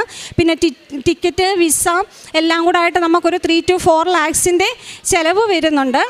അങ്ങനെയായിട്ട് ഞാൻ ആ എക്സാമിന് പോയി കുഞ്ഞിനെ ഇട്ടിട്ട്. അതിലും അനുഗ്രഹം എന്ന് വെച്ചാൽ 1.5 മാസമുള്ള കുഞ്ഞിനെ ഇട്ടേച്ച് പോകുമ്പോൾ മമ്മിക്ക് ഭയങ്കര ടെൻഷനാണ്. എങ്ങനെ ഞാൻ കുഞ്ഞിനെ ഹാൻഡിൽ ചെയ്യും, കുഞ്ഞാണെങ്കിൽ ബോട്ടിൽ ഫീഡ് പോലും ആ സമയത്തേനാകില്ലല്ലോ എന്നൊക്കെ മമ്മിക്ക് ഭയങ്കര വിഷമമായിരുന്നു. എന്നും വിളിക്കുമ്പോൾ പറയുമായിരുന്നു. പക്ഷേ അവിടെയും ദൈവം എന്നെ കരുതി. എൻ്റെ കുഞ്ഞ് പ്രീ ടൈം ബേബിയാണ്. 35 വീക്സ് 33 ഡേയ്സ് ബിഫോർ എൻ്റെ കുഞ്ഞ് ഡെലിവറായി. ഡോക്ടർ പോലും അത് എക്സ്പെക്റ്റ് ചെയ്തില്ല. അതിന് 2 ഡേയ്സ് മുന്നേ എനിക്ക് ചെക്കപ്പിന് ചെന്നപ്പോൾ ഡോക്ടർ പറഞ്ഞായിരുന്നു ഏതായാലും ജാനുവരി ഒരു 2nd വീക്ക് വരെ ഒന്നും ആകത്തില്ല, അത് കഴിഞ്ഞിട്ട് നാട്ടിൽ നിന്ന് മമ്മി വന്നാൽ മതി എന്നൊക്കെ എൻ്റെ അടുത്ത് പറഞ്ഞ്. ഹോസ്പിറ്റലിൽ നിന്ന് വന്ന 2nd ഡേയിൽ നൈറ്റിൽ കിടന്നുറങ്ങിയപ്പോൾ എനിക്ക് ഭയങ്കര ഒരു ബുദ്ധിമുട്ട് തോന്നി. അപ്പോൾ എനിക്ക് ഫ്ലൂയിഡ് ലീക്കായി ഹോസ്പിറ്റലിൽ പോയി. നാട്ടിൽ നിന്ന് ആരും എത്തിയിട്ടില്ല, എൻ്റെ ഹസ്ബൻഡും വലിയ മോനും മാത്രമേ ഉള്ളൂ. രാത്രി ഞങ്ങൾ ഹോസ്പിറ്റലിൽ ചെന്നു. അവിടെ ചെന്ന് കഴിഞ്ഞപ്പം എനിക്ക് ഡയലേറ്റ് ആവാൻ ഭയങ്കര ബുദ്ധിമുട്ട്. അതുപോലെ തന്നെ എൻ്റെ BP ഭയങ്കരമായിട്ട് ഡൗൺ ആയിട്ട് 60 to 40 ആയി. കുഞ്ഞിൻ്റെ ഹാർട്ട് ബീറ്റ് ആണെങ്കിൽ ഭയങ്കര ഹൈ ആയി, 180, 200 ആ ഒരു റേഞ്ചിലേക്ക് പോന്നു. എനിക്ക് ബ്ലഡ് SB കുറച്ച് കുറവായിരുന്നു. പിന്നെ പെയിൻ സ്റ്റാർട്ട് ആവുന്നില്ല, ഫ്ലൂയിഡ് പോയിക്കൊണ്ടേ ഇരിക്കുകയാണ്. അപ്പോൾ ഇതെല്ലാം കൂടെ വെച്ചിട്ട് ഡോക്ടർ പറഞ്ഞു മേ ബി ഒരു എമർജൻസി LSCSന് എടുക്കേണ്ടതായിട്ട് വരും. അപ്പോൾ എനിക്ക് ഭയങ്കര സങ്കടമായി. ആദ്യത്തെ എൻ്റെ നോർമൽ ഡെലിവറിയാണ്, നാട്ടിൽ നിന്ന് ആരും വന്നിട്ടില്ല, ഹസ്ബൻഡും കുഞ്ഞും തന്നെയുള്ളൂ, എങ്ങനെ ഇവർ ഹാൻഡിൽ ചെയ്യും എന്നുള്ളത്. അതുപോലെ കുഞ്ഞ് പ്രീ ടൈം ആയത് കാരണം 2 kg ബിലോ ആണെങ്കിൽ NICUയിൽ എടുക്കുമെന്നൊക്കെ ഇങ്ങനെ പറഞ്ഞു. ആ സമയം എന്നെ ലേബർ റൂമിലേക്ക് ഷിഫ്റ്റ് ചെയ്തപ്പം അവരുടെ യൂണിഫോമും ഒക്കെ ഇടിപ്പിച്ച് എൻ്റെ ഓർണമെൻറ്റ്സ് എല്ലാം വാങ്ങിച്ചപ്പോൾ ഞാൻ എല്ലാം ഊരിക്കൊടുത്തു. പക്ഷേ എൻ്റെ അടുത്തുനിന്ന് നമ്മുടെ കൃപാസനത്തിൽ ജപമാല ചോദിച്ചിട്ട് ഞാൻ കൊടുത്തില്ല. ഞാൻ പറഞ്ഞു ഇത് ഞാൻ തരില്ല, ഇതാ എൻ്റെ ശക്തി, ഇത് എനിക്ക് വേണമെന്ന് പറഞ്ഞു. അപ്പം ബാംഗ്ലൂരിലായത് കാരണം അവർക്ക് എല്ലാ സ്റ്റാഫുമാർക്കും അവർക്കറിയണമെന്നില്ല കൃപാസന മാതാവിൻ്റെ ഈ ജപമാലയെക്കുറിച്ചുള്ള ശക്തി. ഞാൻ പറഞ്ഞു ഇത് എൻ്റെ ധൈര്യം, ഇത് ഞാൻ തരില്ല എന്ന് പറഞ്ഞു. അവിടെ കിടന്ന് എത്ര ജപമാല ചൊല്ലിയെന്ന് അറിയത്തില്ല. അപ്പോൾ ആ സ്റ്റാഫുമാർ പറഞ്ഞു ചേച്ചി ഇത് കയ്യിൽ പിടിച്ചാൽ പെയിൻ വരുമ്പോൾ ചേച്ചി തന്നെ ഇത് താഴെ ഇടും, ഇവിടുത്തെ ഹൗസ് കീപ്പിങ്ങുകാർക്കൊന്നും അറിയില്ല ഇത് എന്നാണെന്ന്, അവരത് അടിച്ചു വാരി ഡസ്റ്റ്ബിന്നിൽ ഇടുമെന്നൊക്കെ പറഞ്ഞു. ഞാൻ പറഞ്ഞില്ല, എന്ത് വന്നാലും ഞാനിത് തരില്ല എന്ന് പറഞ്ഞു. ലാസ്റ്റ് ആ ഭയങ്കര പെയിൻ സ്റ്റാർട്ട് ചെയ്തപ്പോഴത്തേന് ഞാൻ വേഗം അതെടുത്ത് എൻ്റെ കയ്യിലേക്ക് ചുറ്റിയിട്ടു. എൻ്റെ കയ്യിൽ നിന്ന് അത് പോകരുതല്ലോ എന്ന് വിചാരിച്ച് അവിടെ കിടന്ന് ഞാൻ കുറേ കൊന്ത ചൊല്ലി. പെട്ടെന്ന് എനിക്ക് എൻ്റെ ഹസ്ബൻഡിനോടും കുഞ്ഞിനോടും അവർ പറഞ്ഞു 10 o'clock കഴിഞ്ഞ് ഡോക്ടർ വന്നു കഴിഞ്ഞിട്ട് എന്തെങ്കിലും പറയാൻ പറ്റൂ, നിങ്ങൾ പോയി റെസ്റ്റ് എടുത്തോന്ന് പറഞ്ഞ്. ഇവർ 2 പേരും റൂമിലാണ്, ഞാൻ ഒറ്റയ്ക്ക് ലേബർ റൂമിലും. പെട്ടെന്ന് എനിക്ക് പെയിൻ സ്റ്റാർട്ടായി. പെയിൻ സ്റ്റാർട്ടായിട്ട് ഡയലേറ്റൊക്കെ ആയി. പെട്ടെന്ന് ഡെലിവറായപ്പോൾ കുഞ്ഞ് 2.4 kg. കുഞ്ഞിന് യാതൊരു കോംപ്ലിക്കേഷനും ഉണ്ടായിരുന്നില്ല, എനിക്കും കോംപ്ലിക്കേഷൻ ഇല്ലായിരുന്നു. വിത്തിൻ 3 ഡേയ്സിനുള്ളിൽ ഞങ്ങളെ ഡിസ്ചാർജ് ചെയ്ത് ഞങ്ങളെ വീട്ടിലേക്ക് വന്നു. അപ്പം അവിടെയും ദൈവം എന്നെ കരുതി. കാരണം ഞാൻ 1.5 മാസമുള്ള കുഞ്ഞിനെ ഇട്ടിട്ട് പോകണമല്ലോ എന്നുള്ള വിഷമം വന്ന് എനിക്ക് ഞാൻ എക്സാമിന് പോകുമ്പോൾ കുഞ്ഞിന് 2.5 മാസമുണ്ട്. അന്നേരം മമ്മിക്ക് ഇച്ചിരി കൂടെ ഒരു ധൈര്യമായി, കുഞ്ഞിനെ അറ്റ്ലീസ്റ്റ് ഒന്ന് പിടിക്കാനുള്ള പരുവത്തിലേലും കിട്ടിയല്ലോ എന്നുള്ളത്.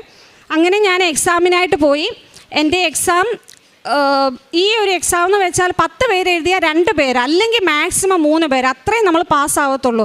ഇത്രയും ലക്ഷങ്ങൾ മുടക്കി നമ്മൾ അവിടെ പോയി തിരിച്ച് വന്നേച്ച് സെക്കൻഡ് തേർഡ് അറ്റംപ്റ്റ് 3 അറ്റംപ്റ്റേ ഉള്ളൂ ഈ ഒരു എക്സാമിന്. പലരും തേർഡ് അറ്റംപ്റ്റ് വരെ ക്ലിയർ ആകാതെ ഇതാകുന്നുണ്ട്. ആ ഒരു അവസ്ഥയിൽ ഞാനാണെങ്കിൽ എക്സാമിന് വേണ്ടിയിട്ട് പോയി.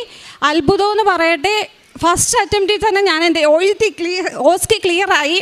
എന്നെ സംബന്ധിച്ചിടത്തോളം ഞാൻ ഒട്ടും കോൺഫിഡൻ്റ് ആയിട്ടുള്ളൊരു വ്യക്തിയല്ല. അവർക്കെന്ന് വെച്ചാൽ നമ്മൾ ഭയങ്കര കോൺഫിഡൻ്റ് ആയിരിക്കണം.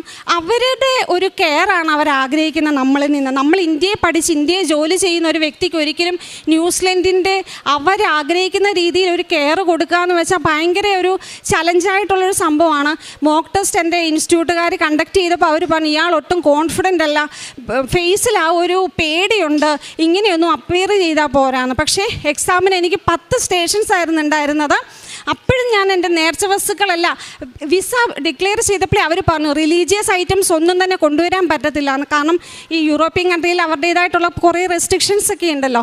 എന്നിട്ട് ഞാൻ എൻ്റെ അന്ന് എക്സാമിന് ഇടേണ്ട യൂണിഫോമിൻ്റെ പാൻറ്റിൽ നമ്മുടെ നേർച്ച വസ്തുവായ വിസ ഉപ്പ് കുറച്ച് ഇങ്ങനെ സ്പ്രെഡ് ചെയ്തിട്ടു. ആരെങ്കിലും പോക്കറ്റിൽ കൈ ഇട്ടാൽ പോലും കിട്ടരുതെന്നുള്ള രീതിയിൽ. അതുപോലെ ഒരു കുഞ്ഞി കാശ് രൂപ, ഉടമ്പടി കാശ് രൂപ ഇച്ചിരി വലുതല്ലേ, അപ്പോൾ അത് ഇവർ പെട്ടെന്ന് നോട്ടീസ് ചെയ്യും. അതുകൊണ്ട് കുഞ്ഞി കാശ് രൂപ ഉണ്ടായിരുന്നു, അത് എൻ്റെ പാൻറ്റിൻ്റെ പോക്കറ്റിൽ വിട്ടിട്ടാണ് ഞാൻ പോകുന്നത്. ഞാൻ എന്നിട്ട് ആ എക്സാമിന് അപ്പിയർ ചെയ്തു. എനിക്ക് ഫസ്റ്റ് അറ്റംപ്റ്റ് ഞാനല്ല അവിടെ പ്രസൻറ്റ് ചെയ്തത്. കാരണം എനിക്ക് പഠിച്ചാൽ എന്തെങ്കിലും ഞാൻ പറയും, അതല്ലാണ്ട് ഉണ്ടാക്കി പറയാനായിട്ടുള്ളൊരു ടാലൻ്റ് ഉള്ള വ്യക്തിയല്ല ഞാൻ. ഞാൻ ഈ 10 സ്റ്റേഷൻസ് ഭയങ്കര എനിക്ക് എക്സാം കഴിഞ്ഞപ്പോൾ എനിക്ക് തന്നെ മനസ്സിലായി അത് ഞാനല്ല പറഞ്ഞേന്ന്. എനിക്ക് പ്രിപ്പയർ ചെയ്തതിനേക്കാളും പുതിയ പോയിൻറ്റ്സ് ഇങ്ങനെ വന്നുകൊണ്ടിരിക്കുക എൻ്റെ മനസ്സിൽ. ആ ഒരു രീതിയിൽ ഞാൻ 10 സ്റ്റേഷൻസ് കംപ്ലീറ്റ് ചെയ്തു. എങ്കിലും ജയിക്കും എന്നുള്ളൊരു ഉറപ്പില്ല. കാരണം അവരുടെ ക്രൈറ്റീരിയ എന്താണെന്ന് എനിക്കറിയില്ല. അവർ ഡിസ്ക്ലോസ് ചെയ്തില്ല നമ്മളുടെ അടുത്ത് അവരുടെ ഇവാലുവേഷൻ ക്രൈറ്റീരിയ. ഒത്തിരി പേര് ഫെയിലാകുന്നു, അത്രേ നമുക്കറിയുന്നുള്ളൂ. അപ്പം അത്രയ്ക്ക് തന്നെ ഫെയിലിയർ റേറ്റ് ഉള്ള ഒരു എക്സാമിന് ഫസ്റ്റ് അറ്റംപ്റ്റിൽ എൻ്റെ അമ്മ മാതാവ് ഈശോയും കൂടെ എൻ്റെ കൂടെ വന്ന്, അത് ഇവിടെയല്ല ന്യൂസിലൻഡിൽ എൻ്റെ കൂടെ വന്ന് എന്നെ പാസ്സാക്കി. അതെനിക്ക് ഭയങ്കര ഒരു അനുഗ്രഹമായിരുന്നു. ആ എക്സാം ക്ലിയർ ആയതോടുകൂടെ, അല്ലെങ്കിൽ സെക്കൻഡ് അറ്റംപ്റ്റിൽ പോകണമെങ്കിൽ കുഞ്ഞിനെ ഇട്ടിട്ട് പോകണം, ഇത്രയും ലക്ഷം വീണ്ടും ചിലവാക്കണം. അങ്ങനെയൊന്നും ഒരിട വരുത്താതെ ഞാൻ ക്ലിയറായി. എന്നിട്ട് ഞാൻ ന്യൂസിലൻഡ് രജിസ്ട്രേഷന് വേണ്ടിയിട്ട് അപ്ലൈ ചെയ്തു. വിത്തിൻ 1 വീക്കിനുള്ളിൽ എൻ്റെ ന്യൂസിലൻഡ് രജിസ്ട്രേഷൻ എനിക്ക് ക്ലിയറായി വന്നു. അത് വെച്ചിട്ട് ഞാൻ ഓസ്ട്രേലിയൻ രജിസ്ട്രേഷൻ അപ്ലൈ ചെയ്തു. ഇപ്പോൾ എനിക്ക് 2 കൺട്രിയുടെയും നഴ്സിംഗ് രജിസ്ട്രേഷൻസ് എനിക്ക് ക്ലിയറായി കിട്ടിയിട്ടുണ്ട്. എനിക്ക് ജോലിയായിട്ടില്ല, കുറേ അപ്ലൈ ചെയ്തു, റിജക്ഷനാണ്. എന്നാലും എനിക്ക് സങ്കടമില്ല. കാരണം ബിഗ് സീറോയിൽ കിടന്ന് എന്നെ ഇത്രത്തോളം കൊണ്ടുവന്ന എൻ്റെ ഒരു കഴിവ് കൊണ്ടല്ല. ഞാൻ എൻ്റെ ഓസ്കിയുടെ റിസൾട്ട് വന്നപ്പോഴും ഞാൻ പറഞ്ഞത് എൻ്റെ കഴിവല്ല, ഈശോയുടെ കൃപ ഒന്നുകൊണ്ട് മാത്രം ഞാൻ പാസ്. ഞാൻ എൻ്റെ ഫ്രണ്ട്സിനൊക്കെ മെസ്സേജ് അയച്ചത് അങ്ങനെ പറഞ്ഞിട്ടാണ്. പക്ഷേ ഞാനിപ്പോൾ ഇതിവിടെ പറയുന്നെങ്കിൽ എൻ്റെ ഫാമിലിയിലോ എൻ്റെ ഫ്രണ്ട്സിനോ എൻ്റെ നൈബേഴ്സിനോ ആർക്കും അറിയില്ല ഞാൻ ഈ ഒരു എക്സാം എഴുതിയ കാര്യം. കാരണം എനിക്ക് ഇവിടെ വന്ന് ഇത് സാക്ഷ്യപ്പെടുത്തിയതിന് ശേഷം മറ്റുള്ളവരോട് പറയണമെന്നായിരുന്നു എനിക്ക് ആഗ്രഹം. അങ്ങനെ ഈശോയും അമ്മയും തന്ന വലിയ കൃപയ്ക്ക് ഞാൻ കോടാനുകോടി നന്ദി പറയുന്നു. ഞാൻ കാരുണ്യപ്രവൃത്തിയായിട്ട് ചെയ്യുന്നത്, ഞാൻ പ്രേക്ഷിത പ്രവൃത്തിയായിട്ട് പത്രം വാങ്ങിച്ചിട്ട് ബാംഗ്ലൂരിൽ കൊണ്ടുപോയി ഞാൻ ഇംഗ്ലീഷ്, തമിഴ്, കന്നഡ പത്രങ്ങളൊക്കെയാണ് വാങ്ങിച്ചിട്ട് പോകുന്നത്. അത് ഞാൻ അവിടെ പോയി പള്ളികളിലൊക്കെ പറഞ്ഞ് ഞാൻ കൊടുക്കും. കാരണം മലയാളീസിനറിയാം കൃപാസനം എന്ന് പറഞ്ഞാൽ, പക്ഷേ മറ്റ് സ്റ്റേറ്റിലുള്ളവർക്കൊന്നും അത്ര അറിയില്ല. അപ്പോൾ അവരോട് പറഞ്ഞാണ് ഞാനത് അവർക്കെല്ലാം കൊടുക്കുന്നത്. അതോടൊപ്പം തന്നെ കാരുണ്യപ്രവൃത്തിയായിട്ട് ഞങ്ങളുടെ ബാംഗ്ലൂരിൽ തന്നെ അടുത്ത് ഓൾഡ് ഏജ് ഹോമും പിന്നെ ആണെങ്കിൽ ഈ ഫിസിക്കലി ചലഞ്ചഡ് ആയിട്ടുള്ള കുഞ്ഞുങ്ങളെ നോക്കുന്ന ഒരു സ്ഥാപനമുണ്ട്. അവിടെ പോയി അവർക്ക് വേണ്ട സാധനങ്ങൾ വാങ്ങിച്ചു കൊടുക്കാറുണ്ട്. എനിക്കിപ്പോൾ ഡെലിവറി ആയി, കുഞ്ഞിനെ കൊണ്ട് പോകാൻ പറ്റുന്നില്ല. അപ്പം അച്ഛനൊരിക്കലും പറഞ്ഞിട്ടുണ്ട് നമ്മൾ ഒരാളെ പഠിപ്പിച്ചു കൊടുക്കുന്നത് ഒരു കാരുണ്യപ്രവൃത്തിയാണെന്നുള്ളത്. അപ്പം ഞാൻ OET പഠിച്ചിട്ടുണ്ട്, IQN പഠിച്ചു, ഓസ്കി പഠിച്ചു. ഞാൻ ഓസ്കി ക്ലിയർ ആയപ്പോൾ തന്നെ എനിക്ക് അറിയാൻ മേലാത്ത കുറേ കുട്ടികൾ എന്നെ കോണ്ടാക്ട് ചെയ്തു. ആ ഗ്രൂപ്പിൽ എൻ്റെ ലിസ്റ്റ് വന്നതിൻ്റെ പേര്. എന്നിട്ട് എക്സാമിനെ കുറിച്ചുള്ള ടിപ്സ് അങ്ങനെ കാര്യങ്ങളെല്ലാം ചോദിച്ചു. കുഞ്ഞിനെ വെച്ച് എനിക്ക് ബുദ്ധിമുട്ടാണെങ്കിൽ പോലും അവരുടെ ഫുൾ ഡൗട്ട്സ് ഞാൻ ക്ലിയർ ചെയ്ത് കൊടുത്ത് ഞാൻ അങ്ങനെ ഒരു കാരുണ്യപ്രവൃത്തി ചെയ്യുന്നു. പിന്നെ ആരെന്ത് സഹായം എൻ്റെ അടുത്ത് ചോദിച്ചാലും ഇപ്പം എൻ്റെ കയ്യിലില്ലെങ്കിൽ പോലും ഞാനതെങ്ങനെയെങ്കിലും റെഡിയാക്കി അവർക്ക് കൊടുക്കും. എൻ്റെ കൂടെ എക്സാമിന് വന്ന ചേച്ചിക്ക് സെക്കൻഡ് അറ്റംപ്റ്റിൽ പോകേണ്ടതായിട്ട് വന്നു. അപ്പോൾ ചേച്ചിക്ക് ടിക്കറ്റ് എടുക്കാൻ ക്യാഷ് ഉണ്ടായിരുന്നില്ല. ചേച്ചിക്ക് എന്നോട് ചോദിക്കാനും മടി. അങ്ങനെ ചേച്ചി എക്സാമിന് പോകുന്നില്ല എന്നും പറഞ്ഞ് വിഷമിച്ചിരുന്ന സമയത്ത് ചേച്ചിക്ക് ഞാൻ ടിക്കറ്റ് എടുത്തു കൊടുത്തു. കടമായിട്ടാണെങ്കിൽ പോലും എന്നെക്കൊണ്ടാവുന്ന സഹായങ്ങൾ ഞാൻ മറ്റുള്ളവർക്ക് വേണ്ടി ചെയ്തു കൊടുക്കാറുണ്ട്. പിന്നെയും ഉടമ്പടിയിലേക്ക് വന്നതിന് ശേഷം എനിക്ക് അച്ഛൻ പറയും നമ്മൾ വിട്ടുകൊടുത്ത് പ്രാർത്ഥിക്കണം. അതെനിക്ക് ആദ്യം അത്രയങ്ങ് ഡൈജസ്റ്റ് ആവുന്നുണ്ടായിരുന്നില്ല. നമ്മൾ പ്രാർത്ഥിക്കുന്നുണ്ട്, പിന്നെ എന്താ ഈശോയ്ക്ക് തന്നാൽ എന്നുള്ളൊരു രീതിയായിരുന്നു. പിന്നെ എൻ്റെ കാര്യങ്ങളെല്ലാം ഞാൻ ഉദ്ദേശിക്കുന്ന സമയത്തല്ല, ഈശോ ക്രമപ്പെടുത്തി നടത്തിയപ്പോഴത്തേന് എനിക്ക് മനസ്സിലായി ദൈവത്തിൻ്റെ സമയത്തിന് വേണ്ടി നമ്മൾ എങ്ങനെ വെയിറ്റ് ചെയ്യണമെന്നുള്ളത്. ഇപ്പം അത് കാരണം എനിക്ക് ജോലി ആയിട്ടില്ല, പക്ഷേ എനിക്ക് സങ്കടമില്ല. കാരണം ഇത്രത്തോളം കൊണ്ടുവന്ന ദൈവം എനിക്ക് അത് തരുമെന്ന് എനിക്ക് 100 അല്ല 101% എനിക്ക് ഉറപ്പാണ്. ആത്മീയമായിട്ടുള്ള വിശദീകരണം, ഡെയിലിയുള്ള വിശുദ്ധ കുർബാന, അതുപോലെ കുംഭസാരം, കുടുംബ പ്രാർത്ഥന, ഇതിലൊക്കെ ഈശോ എന്നെ ഒത്തിരി ഉയർത്തി. ഒരു ദിവസം എൻ്റെ പ്രെയർ മുടങ്ങിയപ്പോൾ എനിക്ക് ഭയങ്കര സങ്കടമാണ്. അയ്യോ ഇന്ന് പ്രാർത്ഥിച്ച് ആ ഒരു കുറ്റബോധമൊക്കെ എനിക്ക് വന്നു. നേരത്തെ അങ്ങനെ ഒരു പ്രശ്നം ഉണ്ടായിരുന്നില്ല. ഒരു ദിവസം പ്രാർത്ഥിച്ചില്ലേ ആ ഒരു രീതിയായിരുന്നു. അതിൽ നിന്നെല്ലാം ദൈവം എന്നെ ഒത്തിരി ഉയർത്തി.